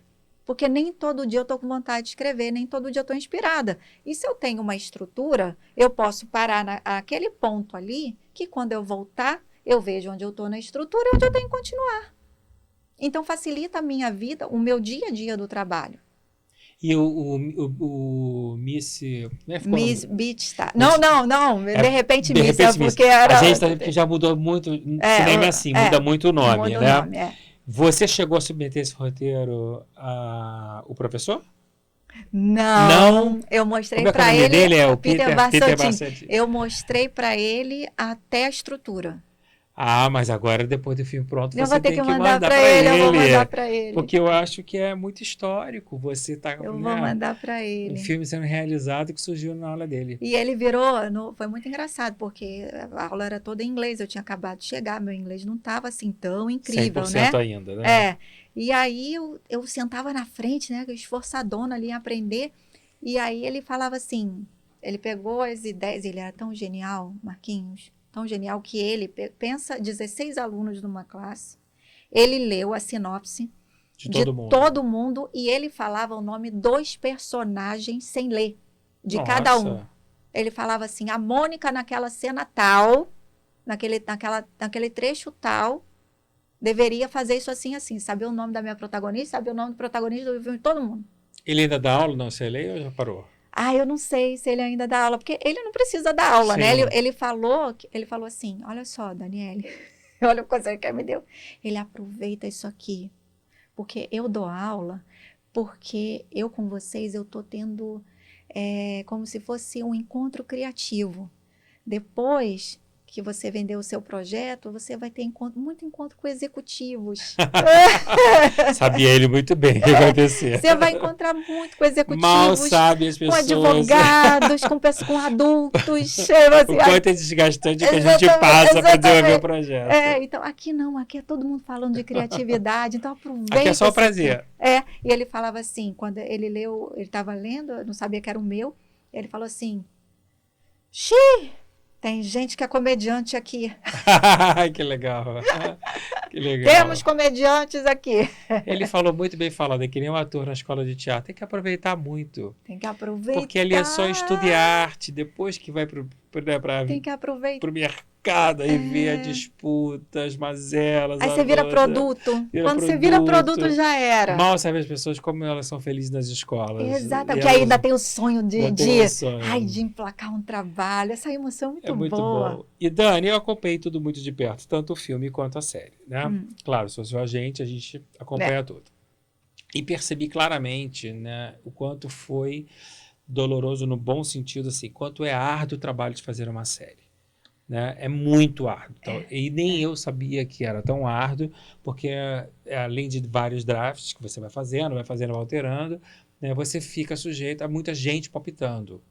Né? E para um criador, eu acho que isso é uma coisa que deve criar uma certa angústia, um sofrimento, porque você cria uma obra e você faz ajuste. Agora, quando tem muita gente palpitando, você tem que mexer muito na sua obra e às vezes você está apegado a uma personagem, apegado a uma situação. Fica difícil você mudar uma coisa, às vezes que você nem concorda em mudar aquilo. Você, honestamente, também falando, porque eu acho importante a gente falar sinceramente o sentimento que vai dar. Você achou muito difícil fazer a tua primeira série ou você achou que fez parte do processo normal e para você foi um desapego na boa? Ter que mudar alguma coisa que você concordasse ou não? Eu achei dificílimo. Achou? Achei uma das coisas mais difíceis que eu fiz na vida. Porque não é apego, não, Marquinhos. Assim, eu nem sou apegada. Eu sou do time que eu não sou apegada, não. Mesmo, tá? Não acho mesmo. Mas, assim, quando as equipes vão mudando e vai entrando mais gente e cada um vai dando a sua opinião, o problema é que, às vezes, as opiniões se contradizem. Não contra a sua opinião. É contra... Cada um fala uma coisa totalmente diferente. Aí perde a coerência. Eu falo, gente, não faz sentido. Aí tem que explicar. Não, o personagem não pode fazer isso porque no episódio tal ele fez isso. Se ele mudar aqui, não faz sentido ele mudar aqui. Eu vou ter que tirar. Eu sempre, como eu sou a da estrutura, eu falo assim, não você tira a laranja da base. Divisão? Você é a estrutura e ela é o diálogo, é isso? A gente faz tudo, tá? Mas eu sou mais apegada à estrutura. Entendi. E ela mais apegada ao diálogo? Ela adora fazer diálogo. E a ideia quando surge? Surge das duas ou surge individualmente? Não, assim... Não, a gente vai jogando as nossas ideias. Vocês criam juntos. Juntos, né? Juntos então, assim, ela tem várias ideias. Dani, aconteceu isso assim, isso dá. Vê se isso rola uma série ou um filme. Eu falo, isso é filme. Ou então eu falo assim, você não sabe, eu tenho essa ideia. É bacana. Então, tem coisa que é a ideia dela, tem coisa que é a ideia minha, mas a gente desenvolve juntos. Digamos que a gente tem ideias de premissas. Entendi. Tá? Mas o desenvolvimento é nosso. Então, E quando você viu a série no ar, depois de passar todo aquele processo, que você também foi showrunner, você acompanhou as gravações, participou da finalização, e aí quando você vê a obra no ar, a obra... Não é 100% o que a gente não escreveu. Não é. Nunca é. E como é que bate isso em você? Às vezes é legal, porque eu sou a favor de cada um coloca o seu talento, né? O diretor coloca o dele, né? O figurinista e tal. E às vezes trazem ideias que são melhores e que fazem... Que vão somar muito. Que somam, e eu adoro. Eu adoro trabalhar com gente que tem muitas ideias, sabe? Agora, tem outras ideias que eu não concordo, que eu acho que atrapalha o roteiro. Então... Aí é mais sofrido mesmo. É sofrido. Então, assim, quando atrapalha a narrativa, isso me incomoda. Quando tira uma cena que se fizesse naquele tempo, daquele jeito, ficaria engraçado, e perde a graça porque não foi feito da maneira que a gente escreveu, isso me irrita. Então, assim, eu assistindo a série, eu fiquei, digamos que no geral, fiquei feliz. Ficou uma série elegante, né? Muito bem feita. A gente viu os momentos de comédia, os momentos de drama, tá? Mas eu sabendo exatamente de tudo o que aconteceu e de como foi escrito, de como foi ao ar, eu vi alguns momentos que, nossa, ficou melhor do que eu escrevi. Que legal. Eu falei, nossa, não ficou tão bom. O roteiro nesse aqui ficou melhor. Modéstia à parte. Claro. Entendeu? Claro. Então... E hoje você pensa em escrever uma novela, por exemplo, ou não? Novela é longo, né, gente? Muito longo, né? Mas, ao mesmo tempo, é mais rápido, porque você não pode ter tanta notes que tem que entrar no ar. É verdade. A interferência é menor. A interferência tem que ser... Depende, né? Se gravarem tudo antes, aí vai ter notes. Exatamente. Eu gosto de escrever filme, né? Porque é mais rápido. Uma das coisas que me deixou muito feliz e que casou de trazer você logo no começo do podcast, porque quando eu fui para o Brasil, eu falei, é a hora.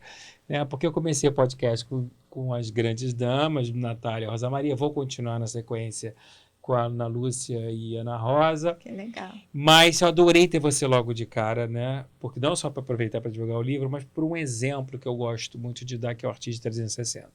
Né?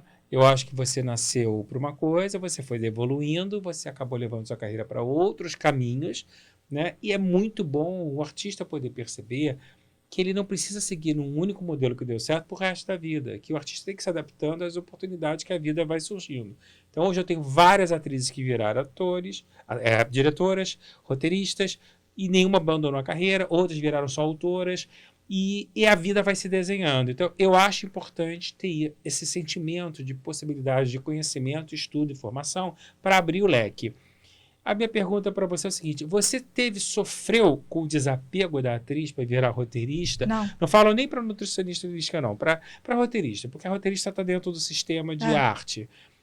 Esse desapego passou completamente? Você se sente completamente realizada trabalhando por trás das câmeras? Sim. Sim. E aquela saudade de estar na frente é uma questão momentânea mais artística do teatro. Você não se sente necessariamente de estar na frente. Não. Né? Você se sente realizada 100% por trás. Sim. Eu acho ótimo isso, porque a gente precisa entender que a vida não é o sucesso da vaidade, do personagem. Não. É você estar realizado artisticamente da sua expressão. Em qualquer coisa que você escolha na vida. Né? Isso é muito bom. Vamos ao nosso quadro agora, Dicas de Leitura? Vai. Enquanto entra a vinheta, eu vou dizer algumas coisas que eu sei que você adora dar como recomenda e eu não vou esquecer, que eu não quero esquecer. Né? Que você fala muito que você estudou a cênica na Unirio, você fala muito que o ator tem que ler o teatro grego, as grandes peças, Shakespeare, Peter Brooks, Aristóteles. Até separei uma frase do Aristóteles que eu adoro, que é: somos o que repetidamente fazemos, portanto, a excelência não é um feito, mas um hábito. Uhum. Eu amo essa frase do Aristóteles. Em tudo na vida. Em tudo, porque eu também leio muito Aristóteles. Né? Você fala muito na Jornada do Herói, do Joseph Campbell para os roteiristas. É um clássico, não pode não ler. Né? Você fala muito também da importância de ler para estudar, mas também para relaxar. Ler todos os best-sellers, as biografias. Você mencionou o Chaplin e a Marilyn Monroe. Eu vou falar muito das duas últimas que eu amei. Viola Davis, Brooke Shields. Você leu da Brooke Shields? Adorei da Brooke Shields e da Viola Davis. Todas as duas, super recomendo. Viola Davis. Todas as biografias do Cacau eu recomendo. Cacau escreveu da Irene, da Natália, da Rosinha, né? E eu sempre falo que a leitura, ela faz a gente navegar num universo que a gente passa a entender que tudo é momento de inspiração. Né? Foi assim que eu vendo o documentário da Iris Apfel na Netflix, sugeri o Cacau fazer a peça.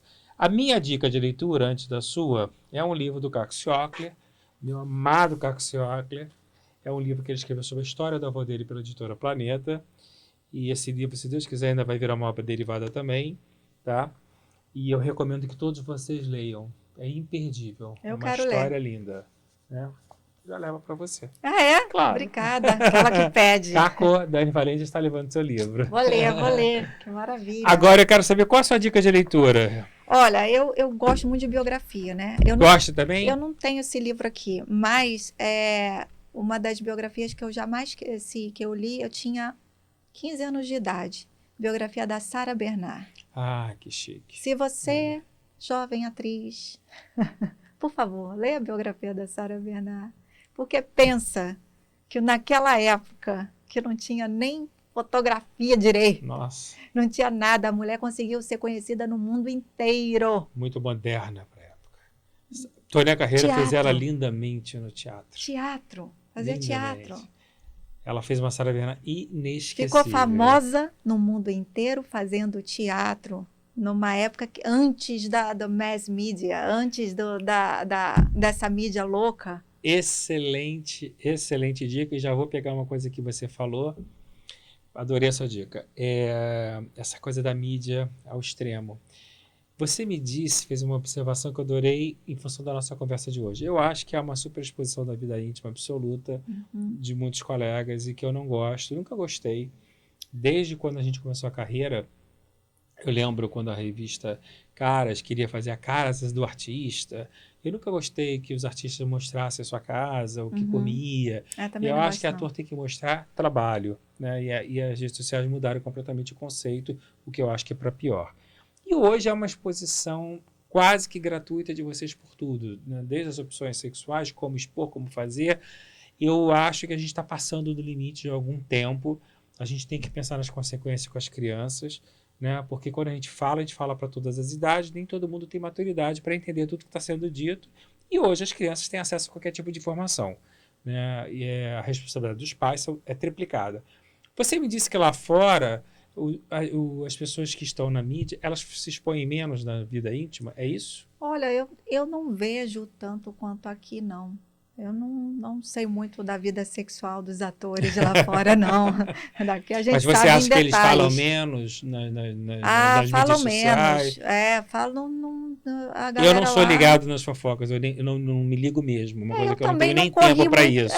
Eu também não corri muito atrás para Sim. pesquisar, não, tá? Mas assim, eu não vejo isso como capa de notícia.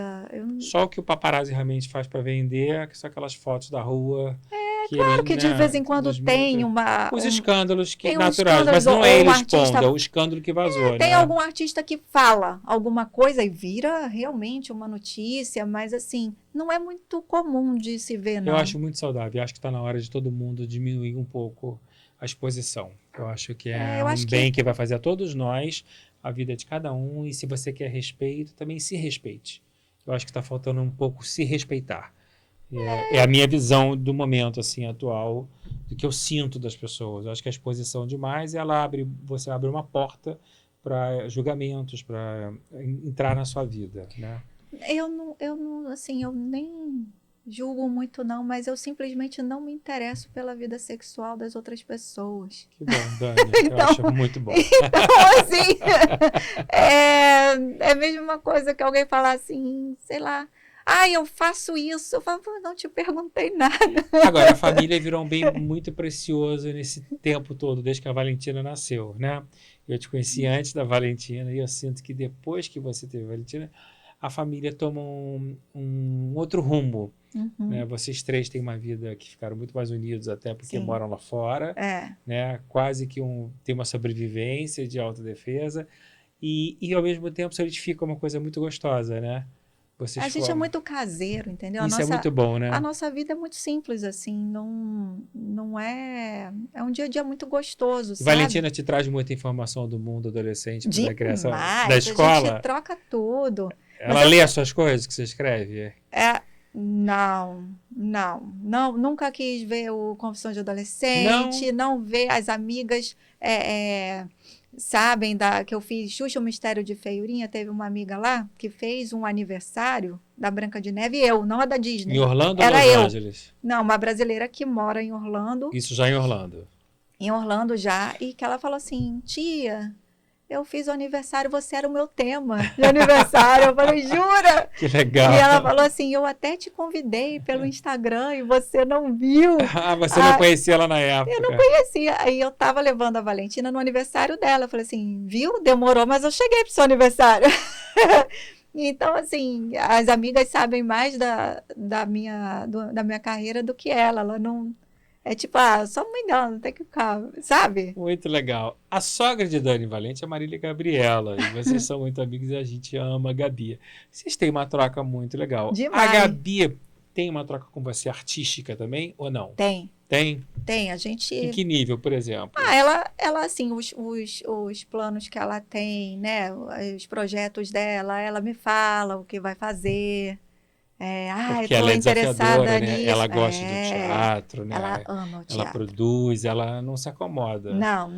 Ela tem uma inquietude maravilhosa. Demais. Então, eu falo com ela as minhas coisas, ela dá opinião. A gente troca, conversa, né? Em família mesmo, assim. O que eu acho muito bacana é que eu me sinto tão à vontade na minha família, com a minha mãe, com as minhas primas, né? Não é diferente com a minha sogra, com o meu cunhado. É minha família também, E a sua família é linda. sabe? A Então, relação assim, com a sua mãe, com as suas primas. você viu, né? É uma delícia. Família que nem eu. A gente tem a família do lado. É um lugar que a gente se sente protegido, né? Total. Então, todo mundo compartilha suas ideias e tudo mais, e um dá opinião no outro. Agora, se segue ou não é outra história. Mas a gente dá opinião e tudo. Agora, Dani, você morando lá fora, a gente está vivenciando um mercado diferente, né? Um crescimento audiovisual no Brasil que a gente não tinha antigamente, a gente só tinha as televisões abertas, depois veio a cabo, e agora o streaming e o mundo digital e tudo se ampliou. E você, ao mesmo tempo, acompanha o Brasil, trabalha para o Brasil sem parar e tem o trabalho nos Estados Unidos, né, de nutrição, mas você acompanha tudo lá. Como é que você hoje, morando nos Estados Unidos e tendo acesso àquele mercado todo, com aqueles cursos de primeira linha, e você trabalhando para o Brasil, que parâmetros e que análise você faz do mercado americano e do mercado brasileiro? Assim, se nós estamos caminhando para um lado saudável, ou nós ainda estamos com muita fome de acertar, ou ainda estamos usando luz de chegar na linha de séries, que eu acho que é o que a gente quer, porque novela nós sempre fomos referência no mundo inteiro. Né? O cinema, a gente tem grandes prêmios também. As nossas séries ainda não aconteceram de uma maneira como a gente quer que aconteça no mundo inteiro com sucesso na hora do filme.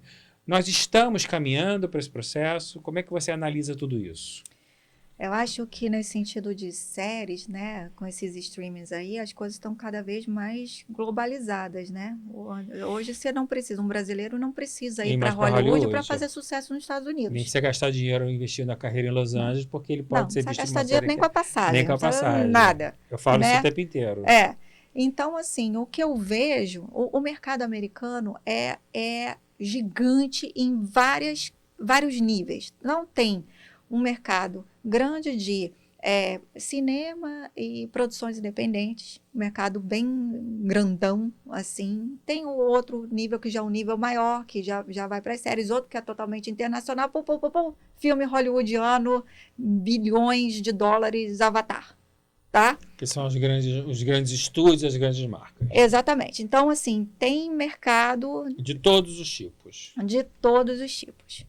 O que eu vejo, assim, na parte de trabalhar com streaming, eu falo porque eu tive reuniões, né, com streaming, eu tive reuniões com americanos, tive reuniões com brasileiros.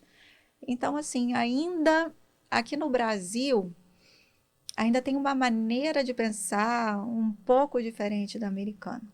Tá? O americano, ele é mais objetivo, ele é mais... porque realmente tempo lá é dinheiro, realmente. Time money, como eles falam. Né? Porque realmente lá se ganha por hora, né? A cultura americana se ganha por hora. Quando você vai para uma cultura latina que se ganha por mês, o tempo já é gerenciado de outra forma. Completamente. Tá? Então, isso já é uma estrutura, uma dinâmica já muito diferente. Então, quando a gente vai encontrar uma pessoa, a gente agradece o tempo dela. Sim. Que ela o tempo dela vale tanto, cada hora dela, tá? Então, quando a gente tem uma reunião, é mais objetiva, é mais, vamos acertar, não tem muita conversa, sabe? E tudo bem, não é frio, só é prático e objetivo, tá? Aqui existe ainda coisa que também é bom, latina, deu conversa, de saber como vai a família, antes de começar um projeto. A gente sempre fala 10 minutos da vida. A gente fala 10 minutos. Lá não tem isso. Lá não tem isso. E fora que, assim, isso interfere muito no ritmo de trabalho. As reuniões são diferentes. Também? São muito respeitosas, tá? Ninguém leva nada para o pessoal. Aqui todo mundo leva para o pessoal. As críticas lá são literalmente direcionadas das obras e continuamos bem. Exatamente. E com muita educação, muito respeito. Como tem que ser, né? De uma maneira muito... Pelo menos eu sempre tive uma experiência muito... A minha experiência com os americanos sempre foi muito positiva. E lá e hoje, assim, o que você tem para as pessoas que estão começando a escrever, que você fala assim, não, isso é uma referência, da mesma maneira que eu te perguntei referência literária, na referência do mercado audiovisual. Que você tem alguma coisa assim, não, eu assisto sempre porque essa série ou esse filme me traz uma estrutura que me alimenta, que me enriquece, que me engrandece. Ou então esses atores, eles estão produzindo coisas que me interessam, como eu esqueci o nome da protagonista do Fleabag agora, não sei, Phoebe, né? Phoebe, que ela também é showrunner, né? Eu acho que isso, Marquinhos, deixa eu te interromper. Isso tem uma diferença absurda aqui, tá? O Brasil ainda não tem 100% a cultura do showrunner. Explica para as pessoas o que é a cultura do showrunner. O que é um showrunner? O showrunner, eu tive uma reunião com a Gloria Kellett, tá? Que ela é a showrunner que criou One Day at a Time. Tá? É uma grande showrunner. E ela estudou com a Mina, ela é amiga da Mina há muitos anos. Então, quando eu tive uma reunião com ela, até para a gente entender, para ela dar dicas para a gente de como ser showrunner, ela falou assim, o showrunner, a minha série é o meu reinado. Então, a gente escolhe tudo. A gente escolhe cenário, a gente escolhe figurino, a gente escolhe cada pessoa que entra. Trilhos, atores. Tudo passa pelo nosso aval. E acima do tudo diretor, passa né? pelo... acima do showrunner é a televisão. E abaixo do showrunner é o diretor. E abaixo do showrunner, porque geralmente nas séries não tem nenhum diretor fixo. Às vezes tem um diretor para cada episódio. Depende da nos maneira... Estados Unidos é muito comum isso. Depende da maneira. Aqui no Brasil ainda é a cultura do diretor. Sim. O diretor é que manda. Então, não tem como... então, às vezes, isso acaba causando conflitos entre direção e roteiristas, porque cada um quer impor o seu ponto de vista na série. E aí, quem tem razão? E aí a televisão aqui decide quem é que vai dar a palavra final. Mas lá a palavra final é o showrunner. Lá não tem discussão. Não tem discussão, né? É o showrunner e ponto. É o showrunner. Então, a cultura do show... Então, por quê? Porque a série tem que sair como o roteirista criou, né? Então, quando outras pessoas começam a tomar a frente, provavelmente vai sair com o ponto de vista da outra pessoa. Sim. Então, isso pode, às vezes, acontecem parcerias maravilhosas, mas nem sempre isso acontece. E tem alguma obra lá, sim, de referência, tanto lá quanto aqui, que você costuma revisitar e ver para você utilizar na tua escrita, ou você vai vendo conforme o tempo dá tempo? Não, é porque tem muito conteúdo. Então, tem uns conteúdos que eu sou assim, fascinada, que eu falo, Your Honor. Your Honor é uma série... Não conheço. Ai, é maravilhosa. É do Showtime, tá? Outro canal de streaming. Então não está no Brasil, então. Talvez não tenha aqui. Não. Mas, assim, o roteiro é de uma maneira que eu fico assim... eu só queria participar um dia dessa sala de roteiro só para escutar esses caras falando, porque é muito genial, sabe? Ali você vê que o roteiro tem uma força absurda, tá? Por isso que o roteirista lá fora tem tanta força. Tem Porque muita eles são força. muito poderosos, não só porque eles são criativos mesmo, eles fazem a coisa acontecer, os roteiros são consistentes, as histórias são muito sólidas, são muito boas, o mundo se identifica com as histórias, né? E eles têm um sindicato altamente potente, bem forte, para defendê-los, porque eles são muito realmente profissionais. Bem forte. Aqui no Brasil isso ainda precisa melhorar muito. Desenvolver mais. Agora, pode acontecer, e acontece, diretores que têm uma parceria maravilhosa com os roteiristas, com os autores, com os criadores da série, enfim, que aí, quando isso acontece, é o céu. Você já pensou na sua vida em dirigir alguma vez ou não? Não tem essa paciência. A Mina, eu já falei pra Mina ser diretora. Ela quer? Eu já falei porque ela é boa nisso, eu não tenho paciência. Jura? Eu gosto de dirigir ator, mas de cuidar de todo o resto, de estar envolvido com produção, com mas você tudo. Pode dirigir o ator e a Mina dirigir. Exatamente. Cuida da parte chata. Cuida da parte chata, eu cuido dos atores. Eu adoraria dirigir uma peça, porque eu gosto de dirigir atores. Que eu gosto de fazer os atores brilharem. Muita diferença na maneira de atuar no cinema, televisão e teatro? Ou você acha que tudo é adaptável? Não, tem diferença. Você sente? Você tem algum prazer específico? É o teatro? Pelo que eu senti que você gosta mais? Atuação? Como atriz? Como atriz. Não, como atriz eu gosto de atuar em tudo.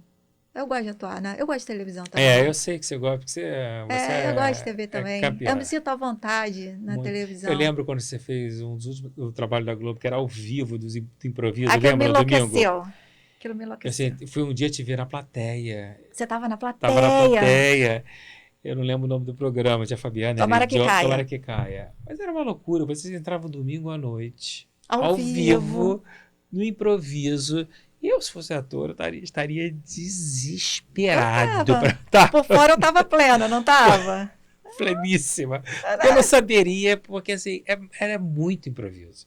Né? E eu não tem Martins, nada era pior que o um improviso. Era pior que o improviso. Primeiro que improviso é uma técnica à parte. Né? Então, e assim, não é todo mundo que sabe não fazer. é todo mundo. Então, assim, a gente tinha a parte que era decorada, aí tocava aquele alarme dos infernos. E aí era o improviso. Aí a gente tinha que improvisar. E eu tava com ponto. Do meu time, quem tinha o ponto no ouvido, na orelha era eu. Só do um outro do time? Do outro time era o Johnson. Então, enquanto eu estava falando o texto, o diretor estava falando assim: olha, daqui a pouco vai entrar o comercial, não sei o que, não sei o que lá. Bem, improvisa, não sei o que, avisa falando de tal que tem que não sei o que. É muito difícil. Eu falei assim, gente, meu cérebro não dá conta disso. Mas, enfim. Agora, é um ótimo exercício. Pelo amor de Deus. É um ótimo exercício. Nossa Senhora, nossa É uma senhora. coisa que eu acho que está uma experiência. Você já levou algum personagem para casa alguma vez? Ah, nenhum. Sai do estúdio, ficou.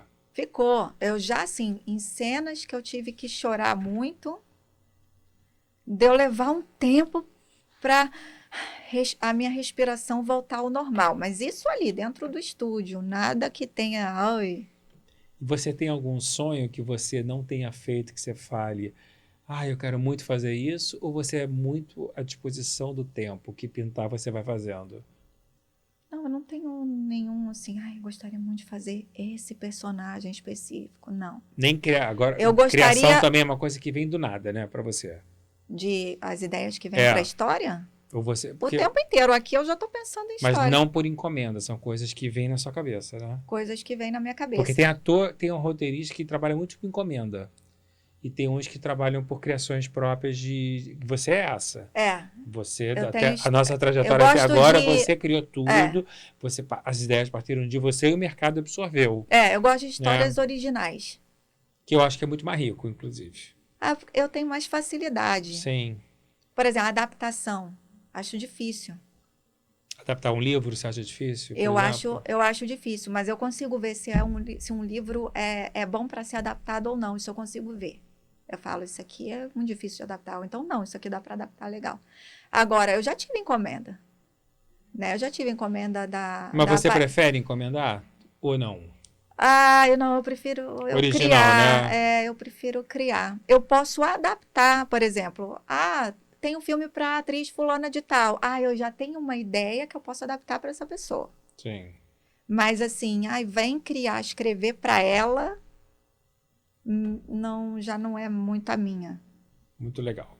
Dani, eu tenho um quadro aqui que a gente faz, que são os 15 mandamentos, porque esses 15 mandamentos fazem muito sucesso no meu livro. É? Então, eu vou botar de 5 em 5, eu vou ler para você os mandamentos. Tá. E cada bloco, você comenta o que você quiser. Se você se identificar com algum, você fala que sim. Se você não concordar com nada, você fala, não concordo, não penso dessa maneira.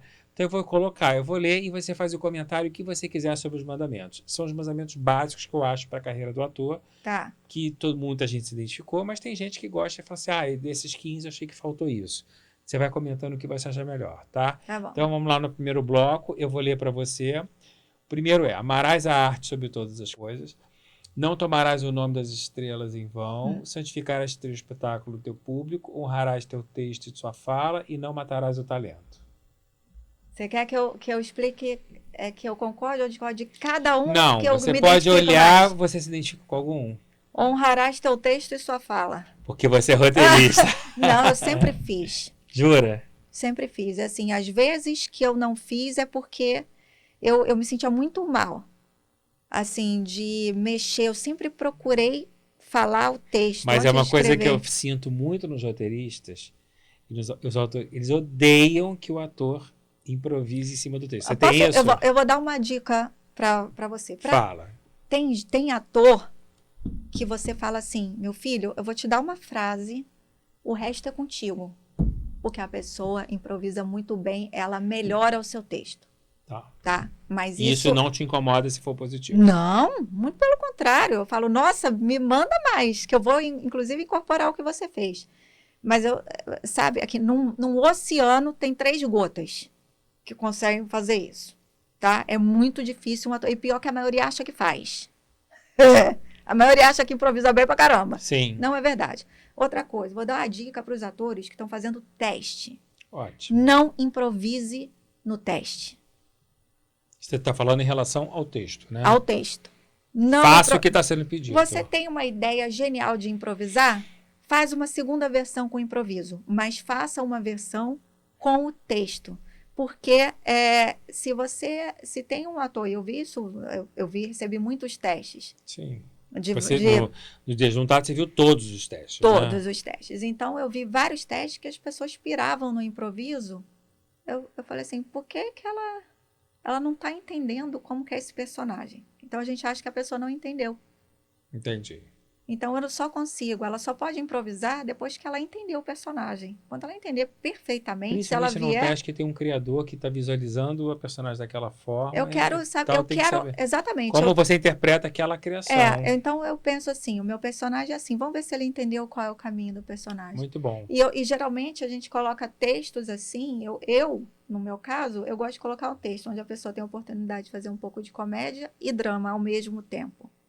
Então, e às vezes eu coloco textos onde uma besteira, ela pode mostrar mais de uma camada. Então eu falo, eu sei até onde esse ator pode ir, eu quero ver o leque dele. Então, se ele vai para um outro caminho, eu não consigo ver o leque dele. E se eu não vejo o leque dele, eu não confio no trabalho dele. Eu vou falar, esse ator não vai ser capaz de dizer o meu texto, porque ele não está sendo capaz de dizer esse pequeno parágrafo. Como é que ele vai dar conta de uma série inteira? Perfeito. Maravilha. Vamos para o segundo bloco, então. São 15 dicas, vamos para o segundo. Não cometerás atos mesquinhos, não roubarás a cena inconscientemente, não mentirás na rede, não cobiçarás o papel do próximo, respeitarás tua vocação. Todos. Todos? Concorda com tudo? Com tudo. Maravilha. Vamos para o próximo, então.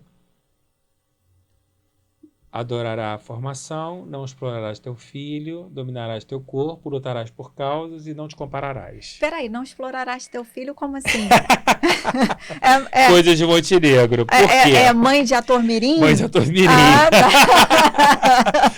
Eu empresariei uma época crianças, né? Uhum. E fui descobrindo com o tempo que você empresaria o pai e a mãe. Você não empresaria a criança. Você faz o que o pai e a mãe querem, pensam ou buscam para o seu filho. Né? E acho, de verdade, depois dessas experiências todas, que criança, com raras exceções, ela tem que estudar e brincar. Porque o período de mutação muda a voz, muda o corpo, muda a pele, muda a cabeça. Né? Então, eu acho que você só tem que incentivar o seu filho para a carreira artística se ele realmente tiver muito talento e tiver vocação. E aquela criança que fica o dia inteiro que você fala, aquela que você Deus, fala, não tem jeito. como. Maísa, é uma gênia. Com 4 anos apresentava um programa ao vivo no SBT. Gênia. Tem que questionar. Né? Larissa Manoela, gênio, um carisma, inteligente. São as raras exceções. Às vezes a criança não tem talento, ela nem quer. E o pai e a mãe empurram, é um desejo do pai e da mãe. Então, é uma coisa que eu falo, não explore o teu filho. Deixa o seu filho descobrir que esse é o caminho dele. É nesse sentido. Você sabe que a Valentina, 3 vezes, eu andando com a Valentina em Los Angeles, a mesma caça-talentos chegou e falou assim, olha, toma o meu cartão. Ela não quer ser atriz? Quero levar ela, não sei o quê, para o estúdio da Nickelodeon, não sei o quê. Começou a falar. Eu falei assim, não, minha filha é criança. Não, mas não sei o quê. Aí falou assim, você que é mãe, vai para os estúdios em Hollywood. Eu falei, eu passo. E a preguiça? Eu não falei que era atriz, entendeu? Eu falei assim, ela não, tipo, como se fosse me encher os olhos e ir para algum estúdio, entendeu? Falei, não. Eu falei, se ela quiser, quando crescer, ela vai buscar, vai estudar. Vai buscar, vou mandar estudar. Tirar o DRT dela agora e vai ela só tem que brincar. É isso aí. Essa é a intenção. Então você acabou concordando com todas. Dani Valente, para terminar, obviamente que eu peço sempre que as pessoas façam o que elas quiserem. Ou cantar, ou Ah, recitar, então ou vou ler. Mentira. E eu já sei que você vai ler uma coisa muito bacana. Seu celular tá aí? Tá na Tá mão? aqui, tá aqui. Eu te Então, mostrei já, você me né? Você mostrou, gostou? eu amei. Agora, antes de você ler, Ah. eu vou te dar uma lembrança Ai. que a gente manda fazer, fora a caneca que você vai levar, Ah, que é o colar com as máscaras do Teatro do Cenário, coisa mais linda, que é o nosso amuleto da boa sorte, Marquinhos. para você Nossa sempre Senhora. lembrar dessa noite de hoje. Posso porque te falar? Eu sempre sonhei em ter uma coisa dessa desde Ah, adolescente, desde que eu que comecei. E eu legal! nunca. Que legal! Nossa, mãe. Será que eu consigo colocar? Peraí, vou conseguir. Consegue. É porque a gente queria, né, todas as Que pessoas coisa que linda. vieram e que virão têm o DNA do teatro. São Sim. apaixonadas pelo teatro, sabem que é a arte-mãe, sabem da importância do teatro na construção de uma carreira, não só na formação, como também no legado. É a base. É a base, a discussão da sociedade, a reflexão dos atos do dia a dia.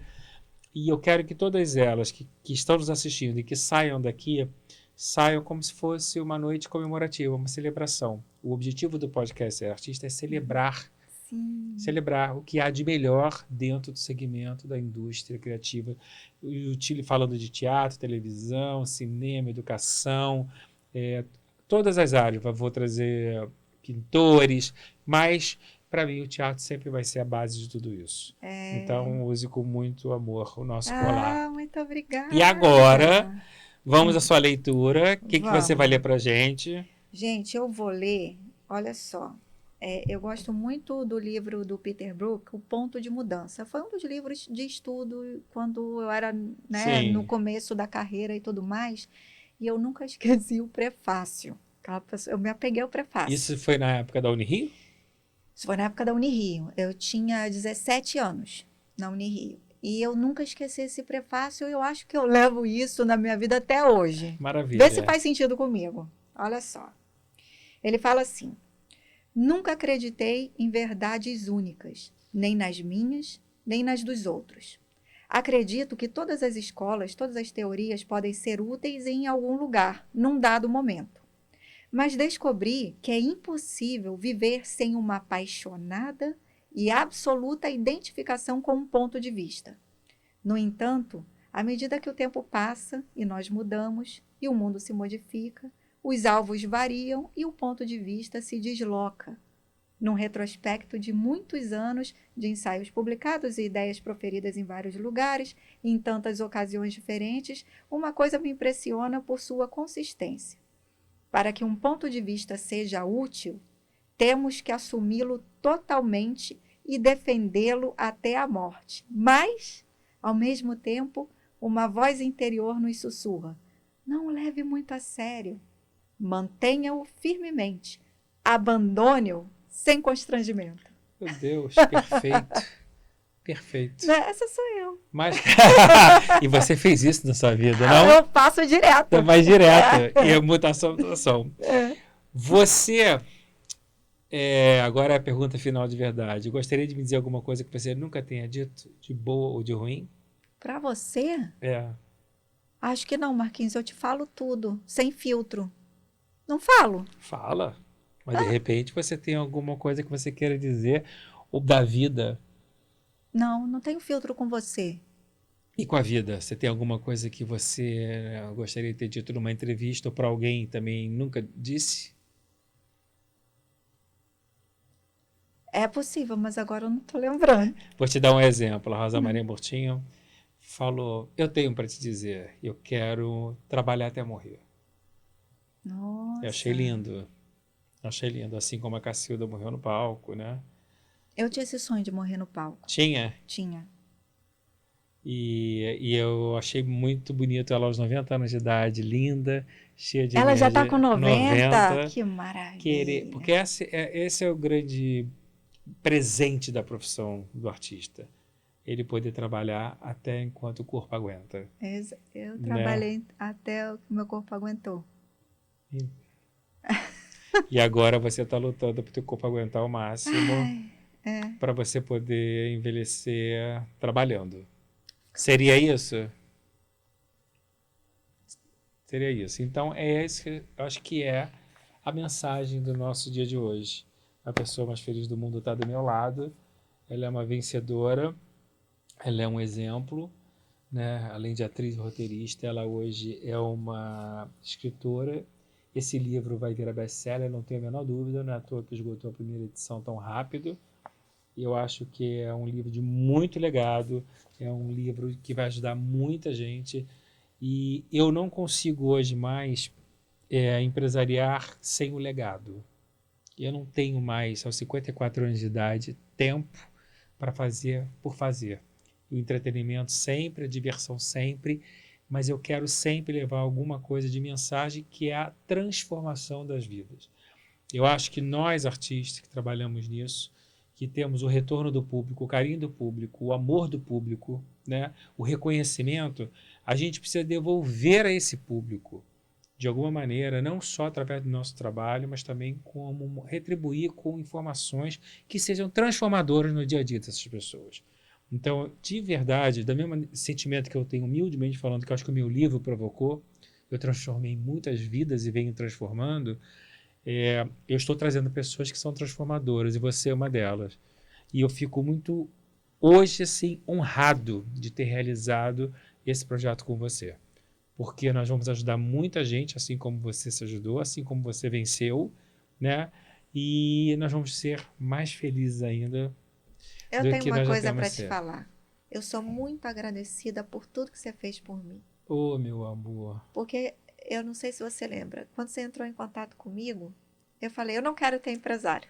Não lembrava disso. Falei, eu Eu estava falei, numa fase... você falou isso pra mim? Falei, eu não quero Que ter mais maravilha. empresário. E aí eu estava saindo de uma empresária e falei, não, eu vou ficar um tempo sem empresário. Só que aí você falou, eu quero conversar com você.